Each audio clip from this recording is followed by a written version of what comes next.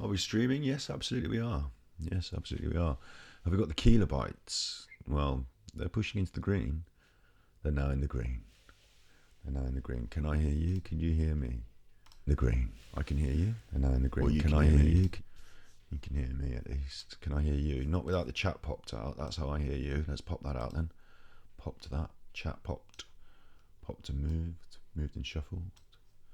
Here we are. There we go. I'll just shuffle the screen a little bit. I need the screen so I can... Oh, I've got too many windows. How many of these windows do you need? Just shrink that one down a bit. You shrink that one down. Let's move this one over here. Let's move this. Move that over there. Got my notes. Got notes. Why have you got notes for just chatting? Have you done this? Oh. Come back. Oh, you come back. So I'll tell you a little bit. We're just having a chat. Just having a chat. Take one, just having a chat. Doggy's going to be alright there, aren't you? You alright there? Do you want to come and say hello? Do you want Daddy to pick you up? Come on then. Come on. You have to come to Daddy. You have to come to Daddy. You're not doing it. Come on. Come on, you booger. Come on. Ooh, ooh, you booger. Ooh, ooh, you booger. Ooh, ooh. He's run upstairs. So that's what he thinks of that. That's my little song I do for him. Ooh, you booger. Ooh, ooh, you booger. Ooh, ooh, you booger. Ooh, ooh, you booger. Ooh, ooh. It's his little song. I used to have a little song for Ruby. Went, you're just a doggy, a little doggy. You're just a dog. You're just a dog. You're just a doggy. That was Ruby's song, and I sang that to her when she was on her last day, in her last hours, in her last minutes, seconds. You're just a doggy. I've always sung that to her, a little song. Just invented it, just came about, didn't it, with Ruby? Navin had a song as well. He had 2 songs, Navin did. He had, he's my navy boy, flying in the sky like a big fat joke. He's my navy boy, flying in the sky, big fat joke. Navy boy, flying in the sky, big fat joke. That was my song for Navin. And I think I sang as he was being put to sleep, for his final sleepies. He's my navy boy. I gave him a little bit of that, didn't I? I did. And this dog should have a nice song. They might be silly in ways, but they were nice songs, weren't they? You're just a doggy, a little doggy, and he's my navy boy. He's my... I used to say that to him as well. He's my... And then he'd go, ooh. So they're nice songs. This one, he's got, ooh, you booger. Ooh, ooh, you booger. Ooh, ooh. It's like a chant, like Pam in The Office when she and Kelly get into ping pong, table tennis. And at first it's Jim and Kelly's... She's going out with the fellow that Pam used to go out with in The Office. They're getting competitive, and she's like, "Oh, my boyfriend's better than your boyfriend. Hey, you ugly, you ugly." It's like that whole, you ugly, it's that, and I do it for ooh, you booger, ooh, ooh, you booger, ooh, ooh. Bugger is a bit of a colloquial. It doesn't mean all that naughty bad things that you might think it means. In the UK, you call someone you little bugger. You little chuffer. Well, I should say chuffer. Ooh, you chuffer. Ooh, ooh, you chuffer. Ooh, ooh. Well, he gets that. That's what he gets. So on his final legs, on his last day, when it gets really, sad and sentimental, I'm going to have to be there with the vet going, ooh, you booger. Ooh, ooh. I'm going to have to get him another song, aren't I? I'm going to have to get him another song. That's what I'm going to have to do. Get him another song. So what am I here for doing? I'm here for doing some... You can see Fortnite on the screen there. I've written a little script. Let's get into it. I've been grinding Fortnite. I won't read the script yet. I'll just do some talking. I've been grinding Fortnite. Look, this is the battle pass. That's level 10. I got Rick Sanchez. I got all this rubbish, whatever this is. I should do this because I might use this for the edit. Let's have that. My face is in the way, Some people don't like the way your face is in the way. In fact, just for this bit, while I'm showing you what's on the battle pass, I'm just going to turn off the chat window. Bye-bye. And I'm going to turn off my face for a little minute as well, just show you around the battle pass, because I can use it for the edit, so it's going to be helpful for me. And also, while I'm off camera, I think smoking is a bad message to put out there, but I am sadly going to have to confess to being not a secret smoker. Like, I smoke a bit. Oh, it's dirty. Oh, horrible. Kids don't do that. Bad for you. So, whilst it's not against the terms of service, I'm going to turn off the camera because I don't want to project a bad message to young people. So, I've already said what I'm doing though, so that's spoiled that, hasn't it? But you can still hear me gabbling on about the battle pass for a minute. Okay, so there goes me face. That's me face gone.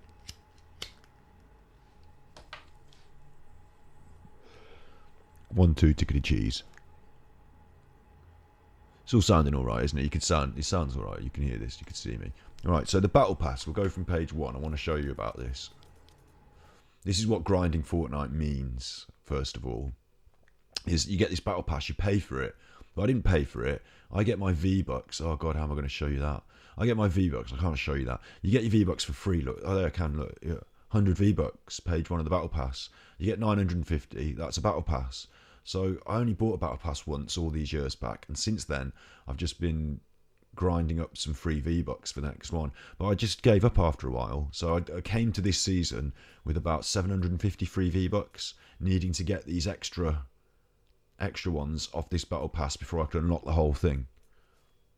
So I was able to grab these V-Bucks, and that unlocked the whole battle pass for me. And why did I do that? It's because this season, this fella's in it. Where is he? There he is, look, Rick Sanchez. Now, Rick Sanchez, and I'll tell you about him in a minute, he represents a lot of adult themes. The show, Rick and Morty, I'm quite a fan of, and there's a lot of adult themes. So I thought, isn't that a really interesting thing to have in Fortnite? Somebody who represents such a montage of disturbing adult themes, all rolled into one character through the work, through the cartoons. Cartoons, what would you call them? Through the series. You know, all these things have happened and you've seen Rick doing them, so he represents all this stuff, and there he is in Fortnite, kids game. Well, that's not appropriate. Not appropriate at all, I thought. So I thought, great, I'll grab Rick. That'll be a fun skin for me. I get that. I dig it. I think it's fun. I'll grab that. But what happened was, you can't just grab Rick. You can't just get that. I unlocked the battle pass with my free V-Bucks that I got after getting them, the free V-Bucks. And what it said was, page 6, 7, 8, 9. Oh, shush with your emotes. It said Rick Sanchez was locked. He was locked. So what I had to do is I had to grind up all this other stuff, open up all this other stuff. And I'll tell you about that later, about how much I wanted and didn't want. But I didn't want any of this. Didn't want any of this rubbish. Don't want that. Don't want that. I did want the V-Bucks. I don't want that thing on my gun, although I have got it now. A banner icon. What's that? I'm never going to use that. I've only got one banner icon. It's for Ganji Kid. I don't need this. I don't want that. That's interesting. Well, it's a piece of art. So I like art, but I don't want that. So I had to get all this stuff I didn't want. Just in order to unlock Rick.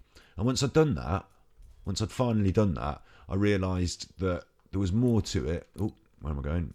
Bonus rewards. There's more, look. There's more. You don't just get Rick. You can also get, none of this stuff that I want. None of that, page 1. You had to unlock page 2 to get Green Rick. Now, I do want Green Rick. He's better than normal Rick, isn't he? Look, I've got this far. I want Green Rick now. So then I was pushing on to that. And as soon as I realised I was pushing on to that, I realised I was pushing on to this and to this and eventually this. I realised that. I realised that. So said to myself, I'm going on the full grind. That's what's happening. Let's get our noses to the grindstone. And I thought what I'd do at the same time. There he is, Prismatic. I own him now. I own him. The others, 20. I don't need to buy these. I mean, you might want a Googieman. We'll talk about that later. But I certainly didn't, and I don't. But I'm going to end up buying them because I'm going to have excess stars. We'll talk about that later. But that's what's been going on in Fortnite. That's the grind, the battle pass. That's what the battle pass is. That's what it is. That's what you get. The This customized Chimera, this was also chuffed in with bonus items. You can get an alien and you can change his head. Superman there, not interested. Battle Pass, that's what the Battle Pass is. And if you notice at the top there as well, 47 XP, I might be preaching to the choir here, but in order to get these things, you have to level up. And in order to level up, you do these quests. Right? You do the quests. Let's have my face on again. Let's have my face on. You can't do a stream without your face on, can you? What are you talking about without your face on? There's my face. It's only little. It's only little. Should we make it bigger? It's a nice blue background I've got here. It matches the Fortnite, doesn't it? Let's make it bigger. So you do these quests, right? And they look, 12k experience, do these things. You get these every day. Use 3 shield potions, destroy some slurp containers, shotgun into some people. That gets you your XP. You don't just get your XP from running around playing the game. You wouldn't get grinding it up. You wouldn't get enough. But you get these extra quests and it gives you enough. So that's your XP quests. You enjoy them every day. So you log on every day. You play a bit of Fortnite. You get your XP. You go up in a couple of levels. And what they give you is they give you stars. Right? You might be able to see that above my head here. I've got 10 stars. I'll just say this now. While I'm saying it. They give you stars, right? So what this does, it's a sneaky system, because I'll tell you what we'll do actually while we're here. Let's make my head small so it can fit on that alien and it'll look funny. There I am. There. Is that better? Right, so they give you these stars, right? Now you can't see them anymore, but they're just over there, trust me. And if you don't have the Battle Pass, what it means is you collect stars, and you know you could be spending stars, but you can't because you don't have the Battle Pass. They're only for the Battle Pass. They're only for buying those Battle Pass things. Where am I? Here, look. All these things cost stars, don't they? Look, the bonus rewards, these cost 20 stars each. So you have to earn your stars. You get your stars automatic from playing. You earn them. And then it says to you, you've got some stars here. You better have the Battle Pass, otherwise you can't even spend them. And you think to yourself, ooh, I've got stars that I'm wasting. I'm wasting stars. I better get the Battle Pass, otherwise it's a waste. That's how that works. It's a little sneaky psychological trick. If they didn't give you stars, they didn't used to. They didn't used to. You just gained XP. And if you had the Battle Pass, you got the free stuff. And if you didn't, you didn't. So, that's that. But now you're sort of handed a means to, a currency in order to, you've got this stuff that you can spend in game, but you can't spend it unless you buy the Battle Pass. So you feel like you've got something that you're wasting. I've explained that now. That's what happened with the Battle Pass. So that's what I've been doing. That's the grind. I've grinded it. I've done it. Look, here I am. I'm Prismatic Rick. I've got all the way there. I've completed all the quests. I've killed all the people. Let's show you my little my career. Here we go. Look, this is what I've done this season. Wee, God, there's loads of it. Okay, this season. Season 7, this season. It goes back. Trust me, it goes back.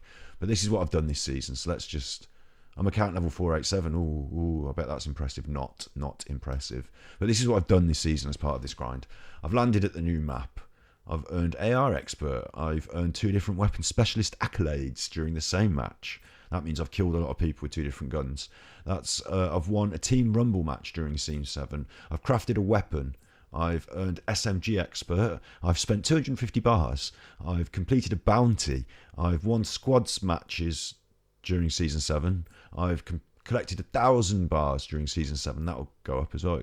Hunted wildlife, killed some animals, bad, naughty, not vegan, but one of my quests. Eliminated an opponent while they were gliding during Season 7. I've earned 3 different weapon specialist accolades during the same match. That's shooting people with one gun, then the next gun, then the next gun, until it did enough damage that that was good. Earned sniper expert, which meant I did enough damage with a sniper specifically. Earned shotgun expert. You know how this is working now. Yoink specialist. I eliminated someone who's someone else's bounty. I got a planetary royale, which means I won a solo match. That means I just won one.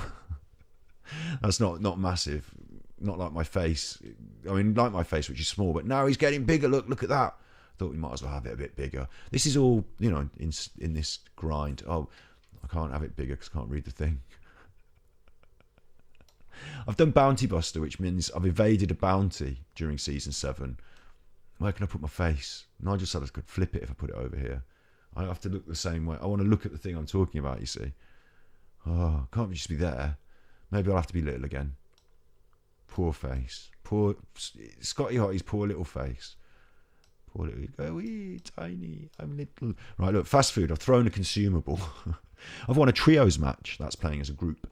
I've eliminated opponent with my pickaxe, my sword, and actually that was quite fun. I remember doing that because I landed, no one had a gun, and I just thought, chuff this, I'm a badass, and I just went over with my sword and just axed them to death. The mate was around the corner, they had a gun, and I did them with the axe even though they had a gun. I did 2 in a row with the axe, 2 in a row.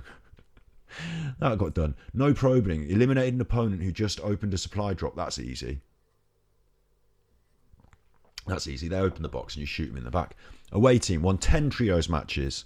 I've earned explosive expert. I've earned 4 different weapon specialist accolades during the same match. Now that's getting on, pushing it, isn't it? 4 different weapon specialists. I've won a solo match with at least 10 eliminations.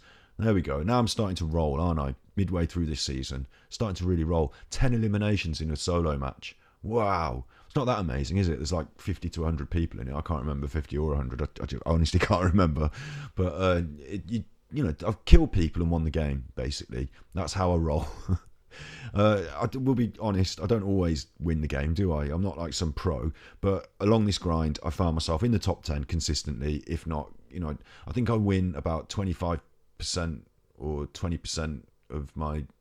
I don't know. There's a stats thing somewhere. We'll look it up one day. Or maybe it's a smaller percent. Let's imagine it's a smaller percent because it sounds like I'm blowing my trumpet. But what I'm saying is that I do find myself winning some matches. It's because they've got a system, to be honest. They've got a matching system that matches you up with people of equal level and you're not just thrown in like you used to be. I used to get annihilated. But now it's got this system. I'm all right. I'm all right. Look, I've got Ultimate Assimilation, reached season level 100. Yeah, I'm at nearly 200 now. Galactic Royale, won 10 solo matches. That came up. I've got Bodyguard, defended a teammate who's got a bounty. Binary Star, won a duos match. Met every character. That's about it. Is that the first duos match we won the other day? I suppose we're playing more teams than duos. So I've done loads of stuff, look. Not even into my script yet. Let's get into the island. Let's leave this. Let's change this. Let's go to, where am I going to? I'm just going to go to the party island. That's where I'm going. Don't film a squad. Play. Let's go. Oh yeah, look, chat. Now I can turn you back on. Chat window. There you are. There we are. Annihilated. Impossible. Good to see you here, Capital K. Good to see you here. I'm sorry that I didn't pop you on earlier. I was just... because the window, we're going to use this for a bit of an edit. I'm doing a script, we're going to talk about it. I ground Fortnite for a month and this is my findings, science findings. Look at how little my face is. It's just the weekend. Look at how little my face is. I'll go there when the people are... I'm a rabbit. There I am. Oh, it's gone. Oh, what? Right, we are now at... Where's my controller? Before I get into the script, we are now here. So I don't know why I keep jumping over there. We are now here at this. What this is a party island, right? It's got its own music going on. I don't want to listen to music. I want to go as far away from the music as I can, but it kind of comes up in the background all the time. Louder now, isn't it? Louder now. Loud there. Quieter now. Quieter. Let's go away from the music. This island's got all these different places, and this is part of their metaverse. This isn't Kill Each Other Island. This is, you can go over here and ride the, do a flying challenge or a boat challenge, or play football over there, or over there you can get a boat, or you can... this is where they do the concerts as well sometimes, as a main stage, as if it was like a festival island. There's the big screen over there, you see, look, the big screen. And you can go and... I mean, should show you that, shouldn't I? Since we're here. But I don't want to. They all congregate over there. Look, you can see their little arrows above their heads. They all congregate and they do all their dancing. There's not really that much to do here. If there was a party on and a festival, you know, like an act on the big screen, you'd come here and you'd see them on the big screen and you could all gather around together. It's over there, isn't it? No, God, I can't believe I'm going to do this. I'm going to go to the big screen even though there's nothing on. Just because I've talked about it, it feels fair that I show you, doesn't it? It feels fair that I illustrate the point. Let's see, am I going the right way? Where's me? Yeah, just right up here. That's a phone box you can change. I'll get changed. First of all, this is me as Prismatic Rick. I needed to show you that I had it. And I'm going to do the video as Prismatic Rick, but I'll change into my normal costume in a minute. Just show you the big screen. There, entered the big screen. Look, there it is. It's like a cinema screen. So you can come and watch things within the game. It's weird, isn't it? Because it's like a third person. So I can just sit here. I've got an emoji for that.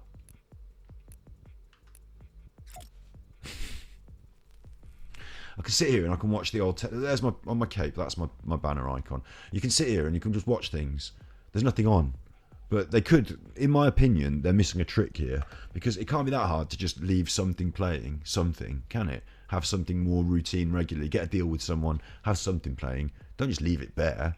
Like, this is always on. It's free. It's the internet. Like, it should always be have something. But anyway, they put their events on. Like, you come and watch an event here, and it's like their metaverse island, isn't it? Do you know what? This is going to be really good. Actually, I'm going to use this. We'll stay here. It's quite chilled out. It's quite chilled out. You can see my Captain Rick. Hang on.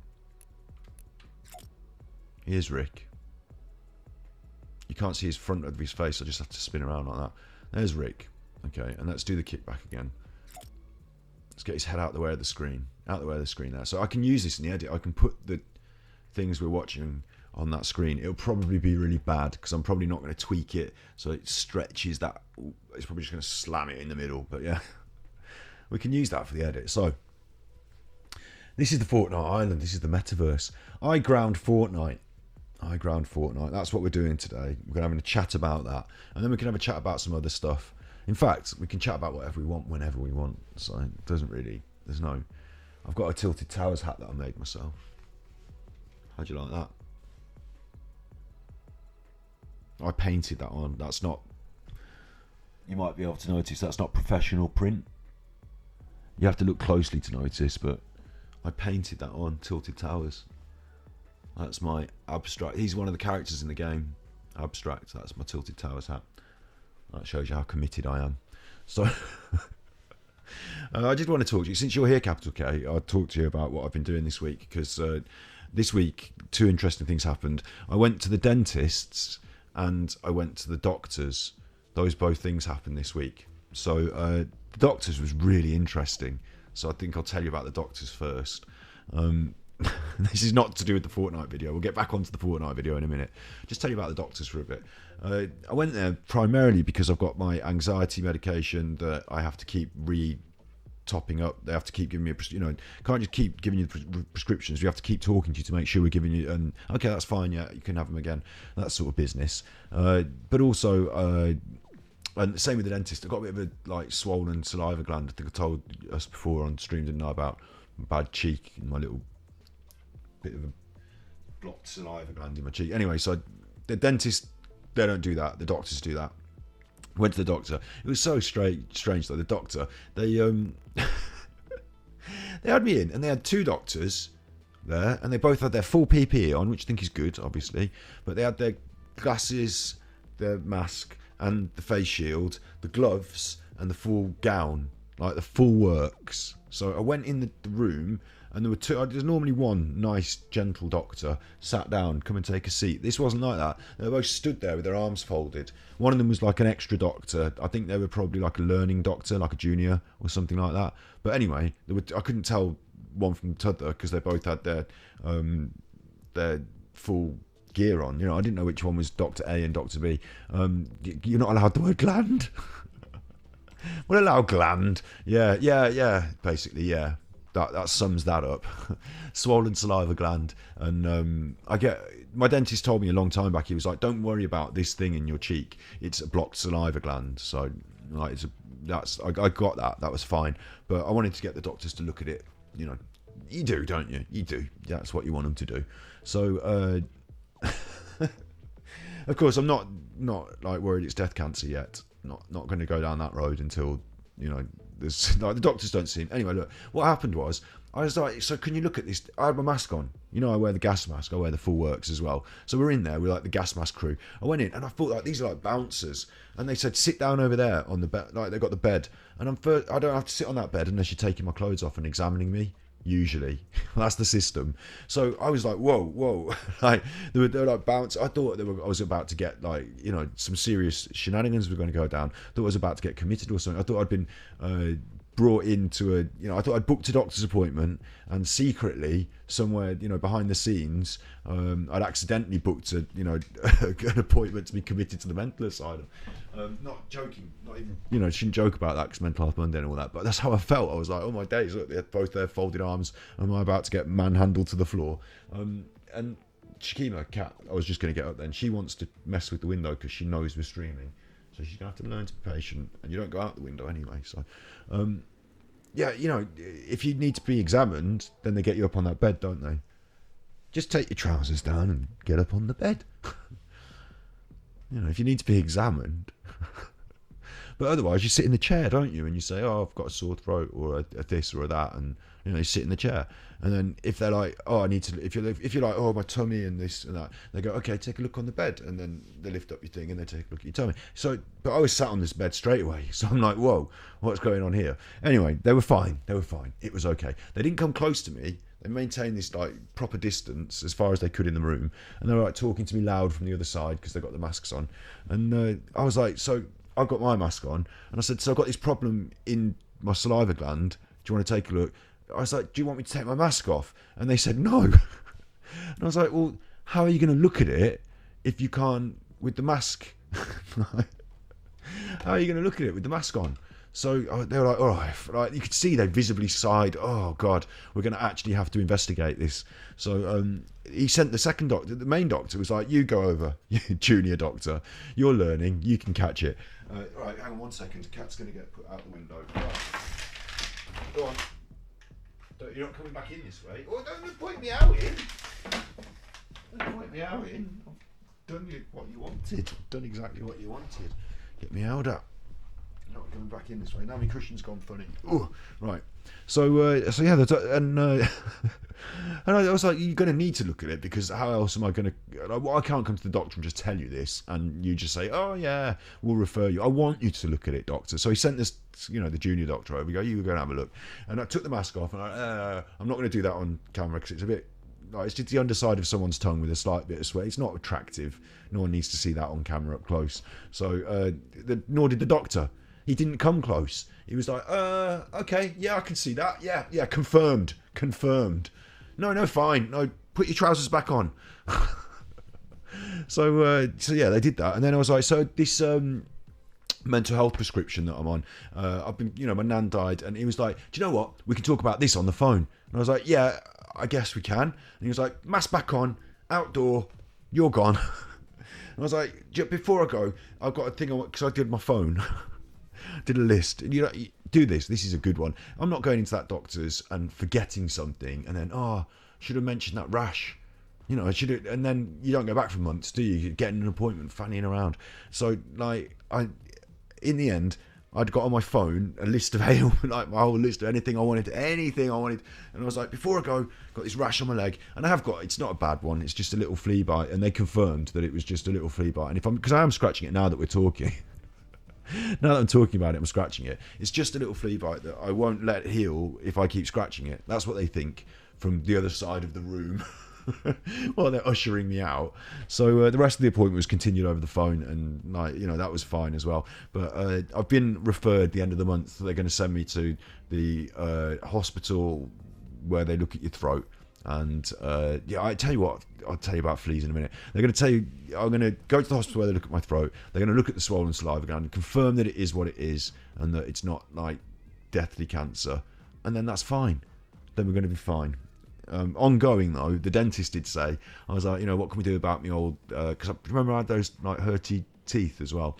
They were like, you're just getting older and your teeth move slightly and they hurt a bit, and gum disease gets worse as you get older, and you do naughty smoking, so you're a naughty person, so that's getting worse for you. Keep them clean. And I've been like, yeah, but I do all this excessive brushing now and keeping them clean.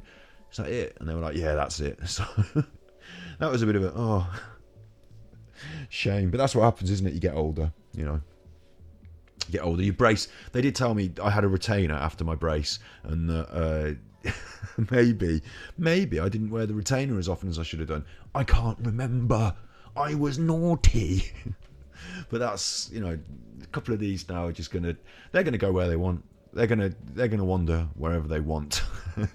The dentist is not concerned, and nor should I be. That's the system now. Unless I want to go into some sort of expensive cosmetic dentistry. They've done their hard work when I was younger, and I've been naughty. So that was my week.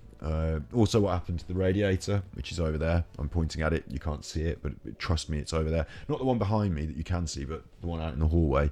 That started splashing out water, and I had to try and fix it with my mum. She was, can you fix it? And one of the things that I did made it go, which is even more water than there was. And when that happened, I didn't think to myself, well, you'd better quickly get this situation under control. I thought, oh, leave that. Oh, I don't want to touch that spraying water. And then I had to think to myself, oh, sugar. No one else is going to fix this. I have to grab hold of it. So then I had to grab hold of that, like squishing water. And in the end, nobody knows this. Right, we switched off the water. Mum's gone to stay at boyfriend's house. It's just for me to deal with. I fixed it, and the way that I fixed it, I'm telling it on the internet, so hopefully no one will ever find out. But the way that this is a big facer. This is a big face. Hopefully no one will ever find out, right? I'll tell you about the fleas in a minute. But the way I fixed it was I got this pipe that was a bit leaky, and I lifted it so hard up. The whole radiator went up like that, and I thought, well, this is new. This is new for the radiator. So at the same time, I hammered the radiator down on top like that, hammered it down, and chuffed the pipe up, and that combination of upward and downward force has chuffed it back together. That's not leaking anymore. It's not leaking anymore. So I have officially fixed it. I tagged something there, waypoint. Well, let's go back to the Nintendo Switch. I've officially fixed it, the waypoint. I don't want that waypoint. Can I cancel that? Thanks. I've officially fixed it. And I'm going to get good boy points for that, as long as no one knows how I fixed it and how, temperamental the fix might be. Because a little bit more jaffing and baffing, it might not stay fixed. So that's been happening this week. We've done loads of moving boxes from my nan's. Obviously, Nan's not with us anymore because she's dead. So her house is empty. I'm not that handy. Although I did do some time as a roofer, so I can do certain things. But it's one of those hammer gaffer tape jobs. That's all right. If it gets more technical than that, if you need different kinds of screwdrivers. And one thing I have found is that handy jobs, like handyman jobs or anything manual labour like that, it seems to be compounded. It's not just that it's hard to do the thing, to screw in the thing or fix the pipe. It's not just that it's difficult and fiddly and annoying, but you always have to do it in a situation where you have to be upside down or get your head under the sink, or the water's chuffing out in your face, or under the car or round, and can you get your hand round that to screw that in? Or same with the roofs, up on the scary roof, high on the edge. No, why can't these jobs be easy? Why can't everything be easy to get to? Even if you have to put a bit of force into screwing it in, why do you have to bend your arm round like that in order to do it? Do you know what I mean? It's always the way, isn't it? Always the way. Yeah, and once I did stand on a nail on a building site that went right through my foot. Not just the sole of my shoe, but my foot. That happened as well. That happened to me once. And I also fell off a roof. That was good. Had some fun times. I'm quite accident prone for that. Just want to tell you about the fleas since you brought it up. Yeah, it sounds bad that I got bit by fleas, but we've got 2 cats and a dog, and I take the dog into the woods every day, and there's deer and other sorts of animals, badgers and rabbits, and the cats, chuff around all the blocks and that. So they pick up these sort of things, and you have to put this stuff on the back of their neck, little flea treatment. So it's not vegan because it kills the fleas. But I think, they're parasitic, aren't they? And they cause the animals discomfort. So I think it's only fair that we protect them from those parasitic. So the fleas jump on, they bite them, and they jump off, and I don't like that. And then once a month, as it comes round to flea time, when it's time to put this, whatever, 4 weeks, 8 weeks it is, I don't know, whatever. As it comes round to flea, have you fleed the cats this month? Yeah, I did it on. Well, actually, it's coming round now, isn't it? It's coming round. It's coming round because you get bit by chuffing fleas, don't you? And I do, because I have 2 cats and a dog on my chuffing. I don't want the dog on my bed. I don't want the cats on my bed. I'm not a have the animals on my bed sort of person. But they go all the way up to my face. They want to climb this onto me. And if they're not on here, they're down there. And so my bed must be absolutely riddled with I got a system. Before I go to bed, I put on a bit of Sudocrem. It's like a nice healing cream, like a nappy rash cream for babies. I put that on my legs, and that'll put off. I just wipe it on my legs. That'll put off the fleas from biting me, won't it? That'll put off the fleas from biting me. And if that doesn't work, then I don't know what will. Probably have to take a more attractive animal into bed with me that the fleas might be more attracted to. But no, yeah, so once a month we have, for me anyway, it doesn't seem to happen to the other people. I get bitten by fleas once a month, and I've got the flea treatment. It's going on them today. That's going to end tonight. But yeah, so I've had a bit of an up fun week as well. And yeah, I went to the doctors with this flea. And I think what happens is as well, the flea bite rash thing on my leg that I asked the doctor about, that's where this all came from. This one that won't heal, that I keep scratching. I think every time I get bit in a different place, that comes up again. It's like my body's antihistemic or histemic reaction is to sort of say, oh, itch your leg, you bugger, scratch that. No. Leave it alone, the doctor said. Leave it alone. I was like, all right. That's advice, isn't it? That's advice from a doctor. Just do nothing. Leave it alone. It seems to be healing on its own. Oh, well, I'll take all the credit then. You didn't do anything, doctor. Didn't even give me cream for it. Didn't even offer.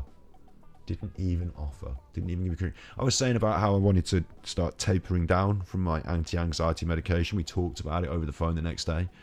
But they didn't even offer me like a cocktail of other drugs that I might want to take in my spare time. They didn't even offer that. They didn't even offer me like a packet of tramadol and, some diazepam just for kicks. Didn't even offer me that. So I don't know what the general, in England it's free on the NHS. I go to the doctors for free. I don't have to pay them. They're not ushering me out because I'm, wasting their valuable earning time as a non, prescription. Well, it's not that. It's free service. So they should just listen, take your time. It's because of the COVID, isn't it? They didn't want me in there because of the COVID. Not that I've got it. I've definitely not got it. I do tests every week. More tests than a chuffing. More tests than what's his name? Seth Brundle. I do more tests than Seth Brundle, who was the Fly in that film, and they did a lot of tests on him, didn't they? So anyway. This week I've not been. You never get COVID tested. I don't know. It might be different in the UK to in America. But what they did in the UK is they started giving out I should have them in somewhere in that. A point to things in the house that you can't see. They're over there. They're in a different room even. But to me, they're over there. Look, you get them in this box and they give them out free. So for us in the UK, it's kind of like, why are you not doing it? Like, if it's free, anything that's free, isn't it? Anything that's free, might as well have a go on it. The vaccines are free as well in our country. I don't know about in America, but in our country, it's absolutely free to get a vaccine. And, some people have two because double value. No, but seriously, anything that's free, it's nice, isn't it? Anything that's free. I wonder if these people in Fortnite, look, someone's messing about next to me now. Hang on. Seen this? Have you seen this? Someone's messing about next to me. I wonder if they can hear me because I have got a microphone connected to my Nintendo Switch. It's down here on the floor. It lives down here on the floor. It's this. So this is connected to my Nintendo Switch. I don't know if they can hear me in this, multiplayer world. But there they are. They're chilling with me now. Oh, I've dropped the chuffer. I don't know who that is. But this is what they want for you in Fortnite world. They want for you to have a sort of multiplayer experience in the metaverse. So there we are, making friends with someone. Oh, it's free there too. Good. So, if a lot of Americans, like a lot of British people, they like things that are free. They think it's good value, don't they? So they might encourage them to get it, even if it's against their principles. Or, do you know what? As well, I found out this week I've got a friend who's an anti-vaxxer, who's a close friend, long time close friend. I've known him pretty much all my life, and it's disappointed me. I'm not going to have arguments with him over it. I don't think. Probably not going to hang out with him. But I'm not going to. I don't fancy getting into all that political crap with people that I've known and loved for a long time. I feel like people have got their own opinions by now, haven't they? And I don't know. It just, wow, God. I mean, it might be interesting to get them on and have a chat, but then it'll ruin everything will be cut off from terms of service, won't it? Because someone will be saying all this nonsense. But if that's what they've come to, they're not going to listen. If I said, "Oh, that's nonsense," they're not going to say, "Oh God, glad I bumped into Scott the other day because he set me straight on what I've been thinking for the last 6 months." Like, they're not going to just be like, "Oh, Scott's opinion is now my opinion." Because if they wanted so badly to follow my opinion, like as if they'd have called me earlier and said, "What do you think about this, Scott? I'm formulating an opinion." Instead, they've gone ahead and formulated their opinion, and now if Scott says something different, they're going to say, "Oh no, I've got a fact but I read. Oh yeah, but what about this? Have you thought?" It's going to go like back and forth like that, and that's not going to construct a change in their mind, is it? It's not going to. In fact, they're going to be struggling to try and change mine. So I don't know. I don't see where that goes. I don't see it being productive, and I don't see. I don't want to end up falling out with one of my close friends over a difference of opinion, even though I feel it's not opinion. It's a difference of fact and opinion, isn't it? Well, there we're getting into it, aren't we? I don't know. I don't know how that's going to go. I don't know how it's going to go. I don't have an answer to it. But what I do know is that's news this week. Surprising news as well. Most of my other friends, though, most of the people we know around here have all got their vaccines. And the knock-on effect from that is they all are like, right, that's it. Masks off. Restrictions over. Boris Johnson, our Prime Minister, has basically said restrictions over. Delta variant, let it go wild. Young people get it. 100 deaths a day. We're a smaller country than you are, remember? We're only 70 million people. 100 deaths a day. That's how many we're accepting now. That's fine. That's like, people die on the roads every day. Someone dies by falling out of a window every day, don't they? Or, the statistics. That seems to be the social statistic that we're happy with. Not me, the rest of them. 100 people a day die. That's okay. So I always used to think, right? If I had a teleporting device, imagine this. I'll do a slightly bigger face for this. I'll just do it like manually, bigger. Imagine if you had a teleportation device. Yeah? If I had one. Magic, like in The Fly, like in that movie. Right? And you get in it take you there. That technology, we would be in the money, wouldn't we? We would be in the money. Take it on Dragon's Den, Shark Tank, I think they call it in other countries. Angel's Den, Investor. We take it on the telly for the rich people to. Jeff Bezos and Elon Musk both be there in their chairs. Ugh. And they'd be go. So what? Bring in the tank. We haven't prepared this. Bear in mind, this is all ad lib. People are impressed when other streamers ad lib. They say, you should be impressed by this. They bring in the tanks. We do. You and I, me and you. You and I, me and you. We bring in the tanks. We bring in the tanks, and they're big. And they're like, "What's Elon Musk's got? The music's going doom doom doom doom doom." Next up in the den. Capital K and Scotty Hottie, the Ganjipuka Warrior crew, are looking for £50,000 worth of investment for their teleportation device. Number one, we'd be dragging in this one device.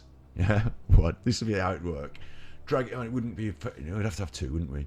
Okay, I was going to say we're dragging them on, and then we'd open the door, and someone would come out of it and be like, "Wow, huh? Wow," and they'd be like, "But they could have just been in it."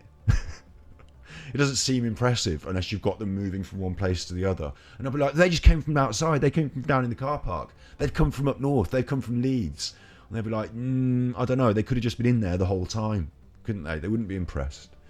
So we'd have to go out down the car park, up again in the lift, get the second one, bring the second chuffer in.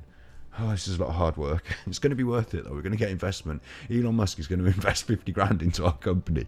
I don't know. Most of these companies that want this investment, they don't really want the money, do they? What they really want is for one of these famous rich people to sort of push their product for them into a shop, onto the market, Yeah, 50 million. Okay, whatever. We need a lot more. I was thinking, I'm not good with money. I'm not good with figures like this. To me, 50 grand sounds like a fucking chuff of a lot of money. I swore even that's how much chuffing money it sounds like. So, to me, it sounds like a lot of money. So anyway, look, and this is probably why, like, business-wise, I was able to pay the rent, pay the bills, earn a bit of money, try and push the business forward by investing in it. But in terms of, like, big scheme business, I'm a day-to-day business person, I think, rather than a big scheme. You see it on stream. I'm all right doing this, but trying to plan a Patreon, oh my God. Look, so we are talking about, we're in the Dragon's Den and we're looking for this money. Elon Musk is thinking it's nonsense, but we got the second one. We're going to go again. So in he gets. Elon, would you like to try it? No, I would not like to try it. I've seen that film with the flight. Look, I'll get in. You get in capital. Okay, I'll get in. In he gets, you say, and I get in.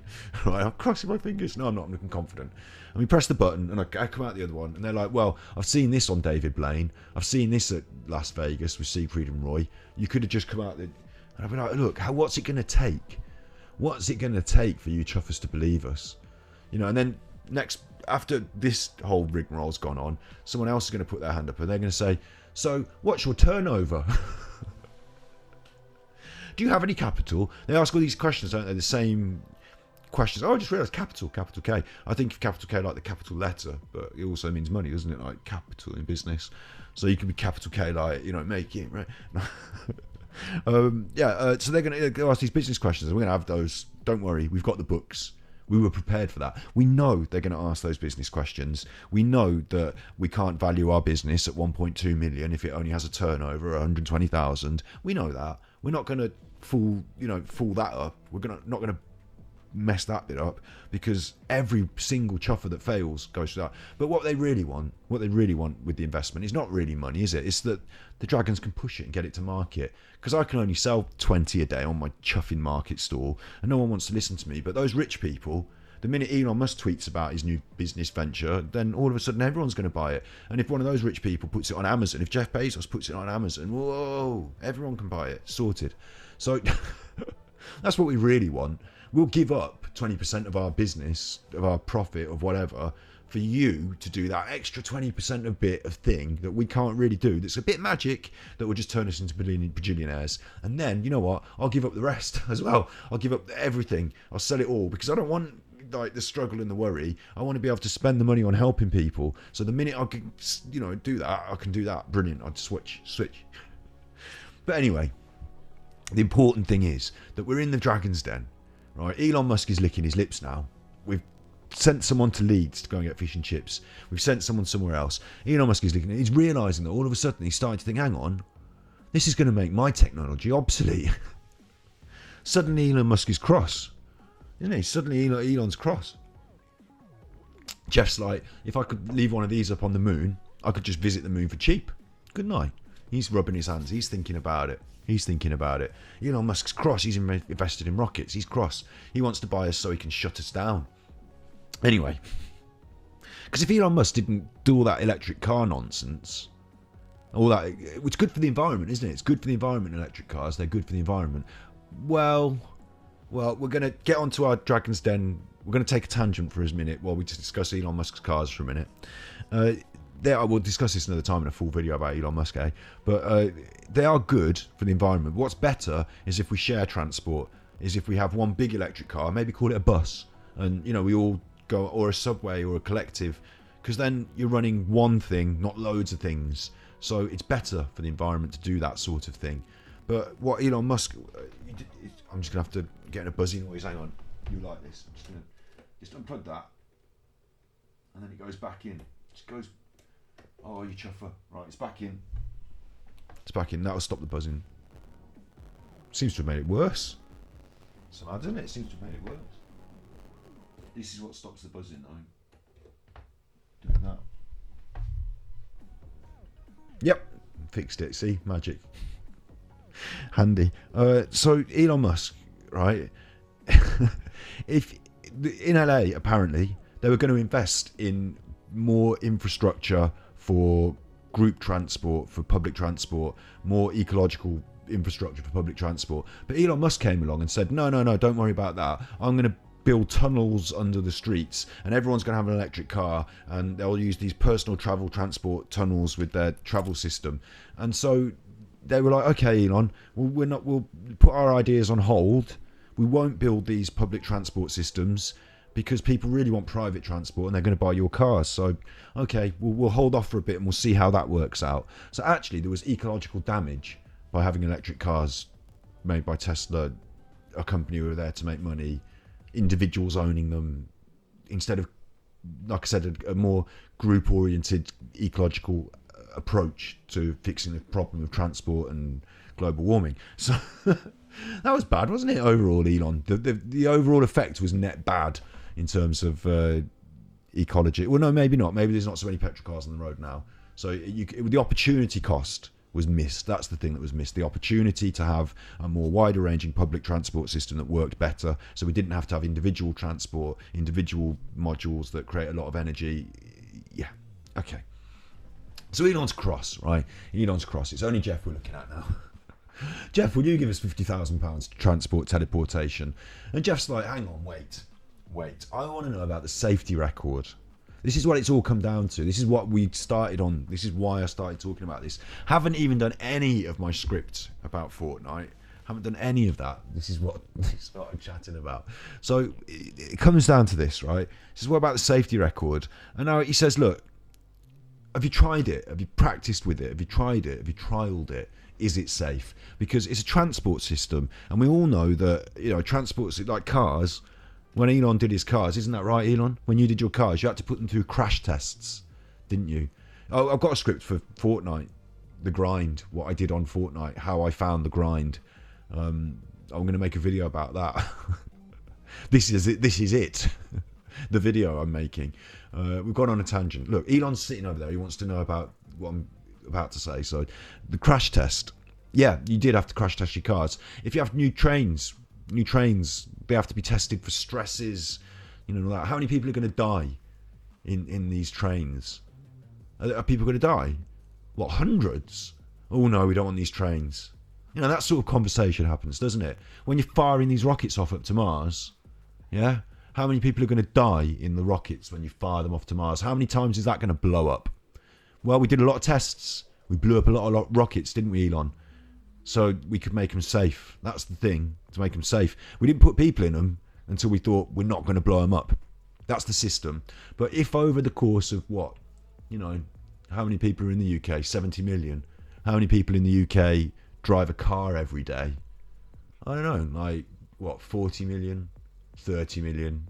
That's absolute ballpark. I've got no idea. But out of that number, how many people kill themselves in a car or somebody else in a day? What is it in the UK? Do you know what? I can find that out on the internet. I don't have to ballpark that one. Quick Scott, Firefox. Firefox is what Twitch is on. Twitch, Google. You're not going to see this because I don't want to put it on the screen. I just want to find out what a gruesome thing to ask Google. How many people in the UK die from road accidents? 24,000 or killed or seriously injured for a year. Oh God, now it's maths. So it's 24,000 divided by 12. There's two 12s in 24, so it's 2,000 a month, which is like more. Look, can I copy that to 24,470? Can I do calculator? At this point, my mental arithmetic just breaks down because my mind is screaming at me. Use the calculator. 24. We just could put 24,000. We'll just do rough. Divide it by the 365 days in the year, and it's 65 a day. 65 a day, that is. Right, got you there in the end. So Elon, in the UK, cars, not just your electric cars, but cars in general, they're going to kill 65 people a day. And we're happy with that. We're all right with that. Like, we drive them around. You're in America, they multiply that number. I'm not going to find it out. I'm not going to do the same. Do I have to find it out? Do you really? Do I have to? How many people killed in America cars day? Just see if it does that. It's Ecosia, so 90 people in America. 90 people. Ecosia is much quicker and better at that.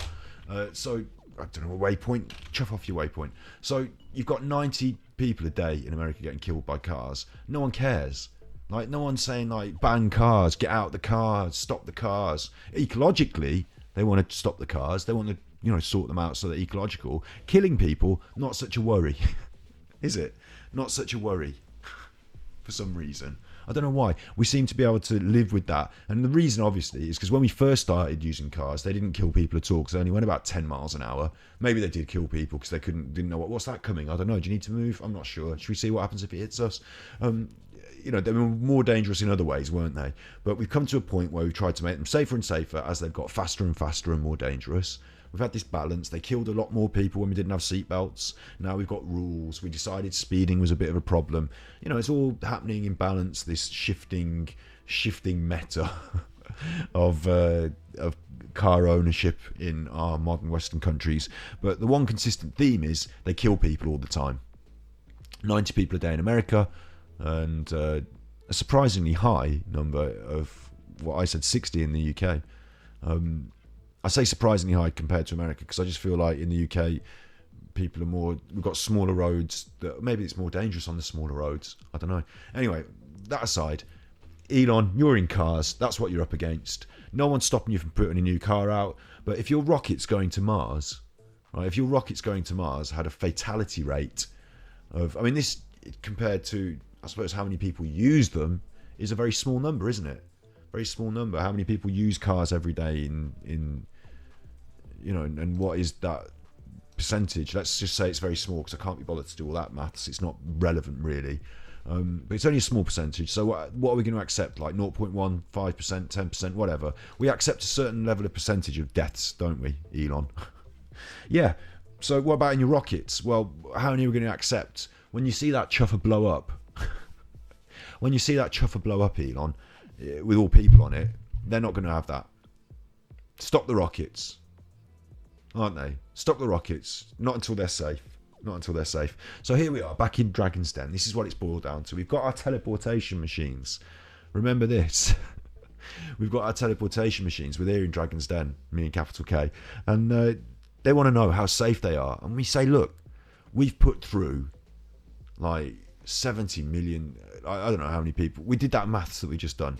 We kill about 60 people a day if this is popular.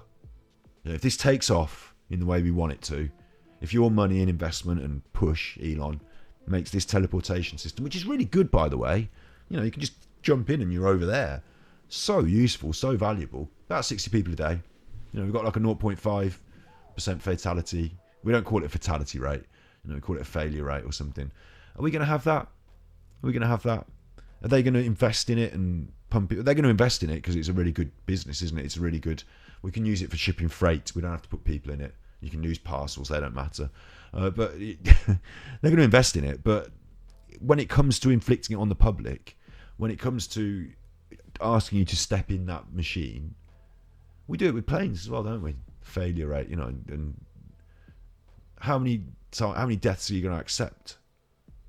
Well, we've got our answer. We've got our answer from COVID. This is what it all boils back to. That was a bit of a randomizer. But what we've got found out about in the UK, and this has come back from your comment all the way back, in the UK, is they now no masks, no. I wear mine. You don't have to. No restrictions. Some businesses will ask you to put them on. Some shops and restaurants will maintain, hygiene standards and social distancing. Some don't have to. You don't have to now. You can go to a club and do what you want. So it's all on you now. The society. It's up to you. And the Delta variant's going quite mad. But we've vaccinated everyone basically who wants a vaccine. The people who haven't been vaccinated are the people who don't really want them. So there we go. Time to stop talking about it. Time to ignore it and carry on is the feeling amongst society. Not my feeling, but the feeling generally amongst society, pushed by the media, pushed by the politicians, pushed by the right wing. Time to ignore it and just get on with it. We've had enough. I'm bored of it. And this whole, it's not going to affect me, so I don't really care. It's even worse now that people have had a vaccine. Because they're like, I've had a vaccine, so therefore I'm impervious, they think. I don't care, carry on. So that's the world that we're in now. Certainly not the doctor. When I was talking to the doctor, do you remember earlier on I was saying about the doctor? Certainly not the doctor's world. He wasn't like that. He wasn't having that. he was saying, well, I think you should be careful, and and I explained to him that that wasn't what society was doing, and he was like, well, you've seen it up close, haven't you? He said to me, and I said, well, no, I didn't get to see Nan up close in the end, did I? She was in hospital, and they wouldn't let us see her because of the COVID. That was the problem. But I'd spent, so long trying to protect her from that.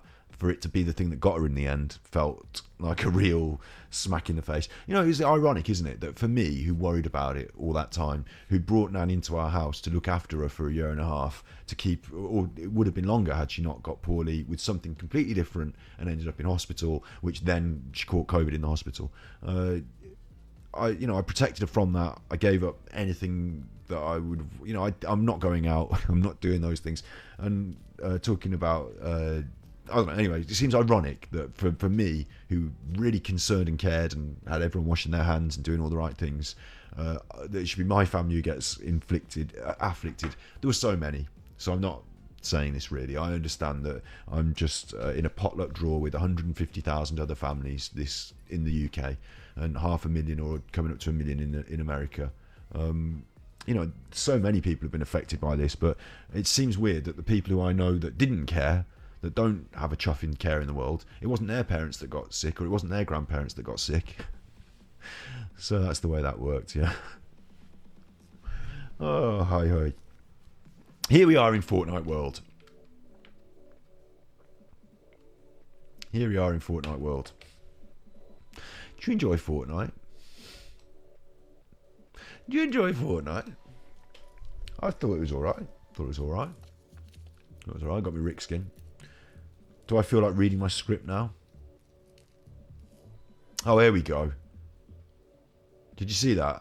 Here we go. This is what goes on. Have they got a gun?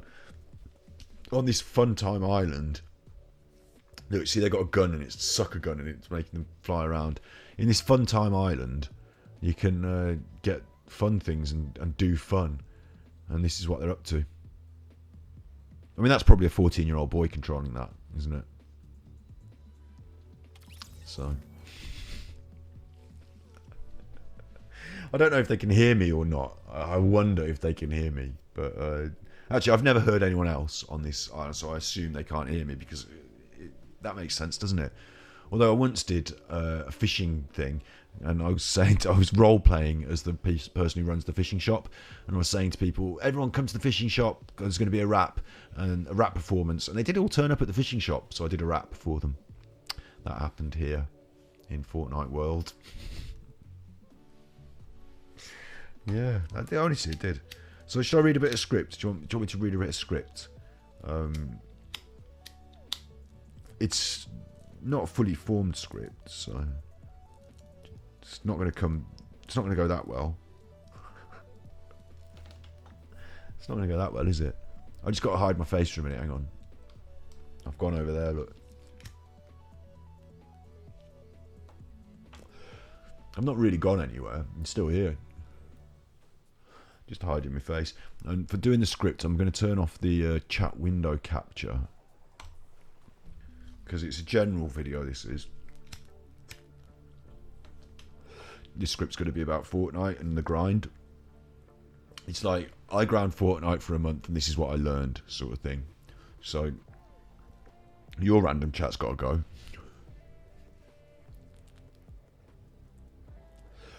We can't have that, can we, messing up the place? No one will know what it means. It would be out of context. It would be out of context to have just random chat. You can still chat because I can see it down there. I've still got a window with it on. So don't think you lost me. You're still there. Let's say some things about Fortnite and see if I can... What my plan was, I was going to say these things about it. I was going to try and edit it. Make a little, thought out, researched, experiential. Look, it's just a video, innit? I did grind Fortnite. I explained at the start of today's broadcast what the grind was, what the battle pass was, why Rick is there at the end of the battle pass was appealing to me, why I decided to do the grind, and what's been going on. So I've done it now. I've got my prismatic. I am fully ground. Aren't I? Fully ground. I did it. I ground it. So I can tell you about it. And I'm going to tell you what it's like to play Fortnite So this bit, I can do this in the edit. I'm going to tell you what it's like to grind Fortnite for a month. I'm not a pro. I never got to the top of the pro league or anything like that. Just got to the top of the battle pass. Every skin. Listed my achievements at the start of the video. You can check that earlier. Look. So I grab this. Now we're going to the script, and you'll see why I say it's not really like a script. My intro. What a life and epic dev myself. So the intro. I haven't written this. This is just going to come out as a chat. And I'm also going to chat to you on chat, which I can see, but it's not going to be on the screen unless you chat relevant to Fortnite, in which case I'll pop it up so that people can see it. And I'm going to try and have a rundown of this whole concept with my Fortnite crew live on stream, so they can chat and tell me I'm wrong or right about the things I'm saying, and it'll be interesting, and we can edit that in as well. What a life an epic dev must have. You make a game and it's already been made by someone else. You make a game that's already been made by someone else. That's PUBG we're talking about there, isn't it? PUBG. And then it goes massive. This is my script. It goes massive. You just become a bajillionaire overnight. And then what do you have to do next? Make a new game? No, you just have to tinker with this one. So that's my little intro. What a life an epic dev must have. You know, what a life to have. Imagine that. Imagine not having to make Dark Souls 2, Dark Souls 3, Bloodborne, Sekiro, not having to do it again and again. Imagine not having to do that. Imagine instead just kicking back. What are we up to this week? Do you have to render an entire island and come up with the entire... No, I don't have to do any of that. I'm just working on the flying saucers this week. What are you doing this week? Do you have to come up with a whole new system of combat? No, don't have to do that. Just have to... Someone's firing orange paint. Look, there we go. Here's another one. Here's another chuffer. There's Sunny. That's one of the skins you can get this season. Sunny. Just meaningless chuff they've made up. Sunny. Who's Sunny? She's no one. She's not a character. They just made her up. Sunny Shark's aliens. She's just some sort of generic Californian hipster. Sunny. Distracting me now. So yeah, they don't have to make a new game every month, do they? So they've got millions and jillions of pounds, and all they have to do every month is make a new sort of seasonal update, keep the game fresh, tinker with the guns, put a new one in, take an old one out. What a life. You imagine that. Because like when I was a hairdresser, I had to cut the hair every week, and then it'd grow more, and you come back and you have another hair. It never got to the point where I cut that haircut just enough so it was right, and then you never came back. And when you did come back, it was just for a little bit of styling. That would be the equivalent, wouldn't it? Just a little bit of styling. Do you need it cut again? No, not at all. Just a little bit of styling. And by the way, the cuts are so good, you're going to be a bajillionaire. You give the cuts away for free. They come back for the styling. They pay you for the wax. They're buying the this and they're buying the that. You're buying the hat. Look, yeah, fine. Epic have got it good, haven't they? That's not what this script's about. To be honest, the game does a good job of feeling fresh with constant changes and tinkering. So that's good. What I learned. That's what this is supposed to be about. Stick to the script, you dumb bastard. I swore again. Because if I don't stick to the script, I've already gone on. How long have I been going on now? An hour. An hour. An hour I've been going on. I haven't even started on the script. Are you chuffing me? Are you chuffing with me? Right, look. I played Fortnite in Season 3 and 5. That's way back, that is. That's way back. So it seems way back now. It feels to me like it's an old game. But it's not really. It's only about 4 years old as we were recording this. I played it in Season 3 to 5. That's when it got popular. It appeared on all the systems. So I didn't have to have a PC, early access, none of that beta. I just played it in Seasons 3 to 5 when it was popular. And then I put it down. I picked it up again for a bit when our friends started to coagulate into a squad. It's strange the way that, again, it's this accessibility thing. Our friends just, what game have we all got? Well, we can all download Fortnite for free, can't we? So we can all play that. So it turned out a couple of our friends were playing them. They had been playing online together. A couple of other friends have been playing online. We put these things together. We formed a bigger squad. We coagulated. Sort of ended up grouping into a bit of a squad. More recently, probably with lockdown as well. It was lockdown that did that, wasn't it? It was lockdown. So I joined in during lockdown. I was only about 150 free V-Bucks away from a battle pass, but I didn't care about quests, skins, or XP. And I bought the Battle Pass in season 3, I think it was. Say a little note about this off script again. So in about season 3, I bought the Battle Pass. Early days when they brought it out, whatever season it was, with the intent that you could always win enough free V-Bucks to never have to buy another Battle Pass. So I thought, that's fair enough. I'll buy it once. I'll always have free V-Bucks because I'll always get these quests. I'll never buy another Battle Pass. Good system, Fortnite. But of course, when I put it down, never went back to it after a few months, that stagnated. So when I came to this season that we did the grind on, I had 750, like I said earlier, but not the full 950. I'd let that go stagnant. I'd lost the ability to free Battle Pass. And in order to buy more V-Bucks for the new Battle Pass, it was like buy 100, buy 1,000, buy 1,000 was the minimum. And I only needed 250. Mere numbers. I only needed 250 and I had to buy 1,000. I said, I'm not doing that.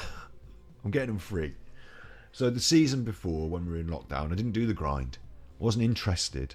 I was just getting a few free V-Bucks so that I could eventually get the Battle Pass again. And to be honest, the stuff that was in the game, Star Wars, Marvel, it doesn't interest me. Not in terms of merchandise, not in terms of wanting these items for my character. I actually personally feel that a lot, and this is going to disappoint some people who really set a lot of stock in things like Marvel and DC, but as good as some of the comic book creations were, the Alan Moore work especially, fantastic.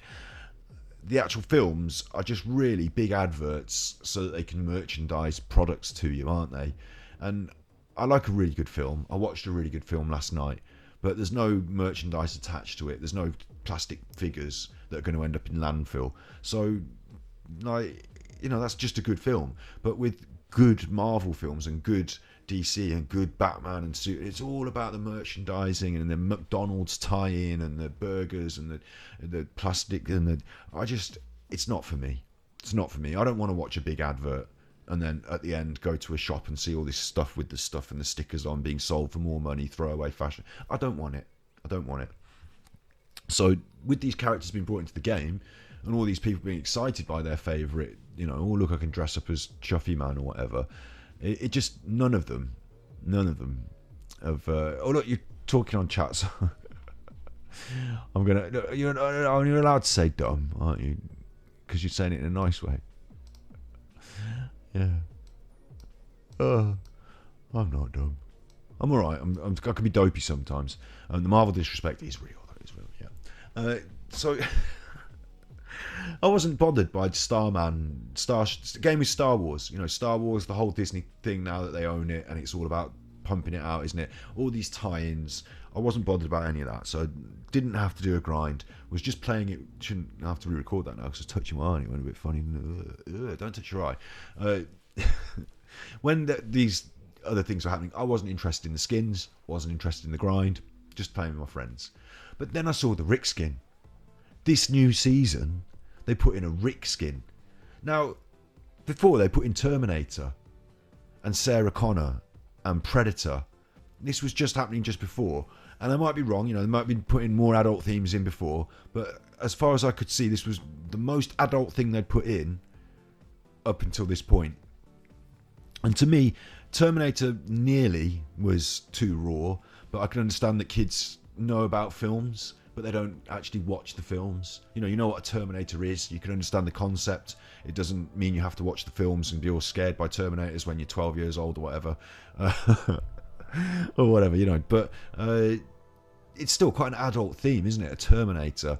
Ripley from Alien. Well, it only makes sense if you've seen Alien. And you've only seen Alien if you're over 18 because it's a scary horror movie sort of business. What's that doing in this game? This game's for younger people, for kids, isn't it? Well, I don't know. I might be wrong here. I play it. I'm older, grown up. Right?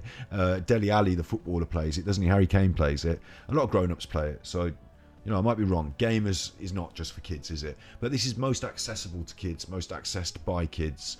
It'd be like putting Freddy Krueger in Minecraft or something like that. Why would they want to juxtapose those two things together? Why would they want to slam those two things together that don't seem to belong together, in my opinion? That expose young people to adult themes, because they have to say, well, what is a Terminator? Why is this woman, Sarah Connor, what does she represent? And it might be they get a simple answer, it's a robot baddie, or it might be that it inspires them to learn more about the themes and ideas in Terminator, to actually watch Terminator and Terminator 2, and then to ponder their existence and the future and what we're doing to the world, and how artificial intelligence might react to our previous history and track record and things like that. Skynet blows everybody up, worrying about nuclear war. Lots of concepts that I had nightmares about. That scene where Sarah Connor is holding onto the rail, the chain link fence, and the nuclear blast blows her, and then she gets blown away by the second wind thing. That's heavy, and that's all of a sudden that's in Fortnite now. That's in Fortnite because there's Sarah Connor running around, there's an alien running around, like the xenomorph, there's so to me that's like what, and then they put Rick in, and Rick is like this upper level, because like South Park but different. South Park has adult themes but is quite asinine and facile, so it's rude and childish. It's a cartoon, it's animation, but it's definitely got adult themes, hasn't it? It's definitely clearly adult, but the way they make their jokes, the adult themes, are often quite facile and asinine. So I feel if kids are to watch this, whilst they're watching content that exposes them to things that they maybe shouldn't, maybe a bit too, the way the humour is filtered is more to their age range of fart joke, bum joke, those sort of things, isn't it? So a poo joke, there's a whole episodes about poo and funny, but then there's some with political themes that maybe goes over the kid's head because they're also doing the fart joke and the poo joke.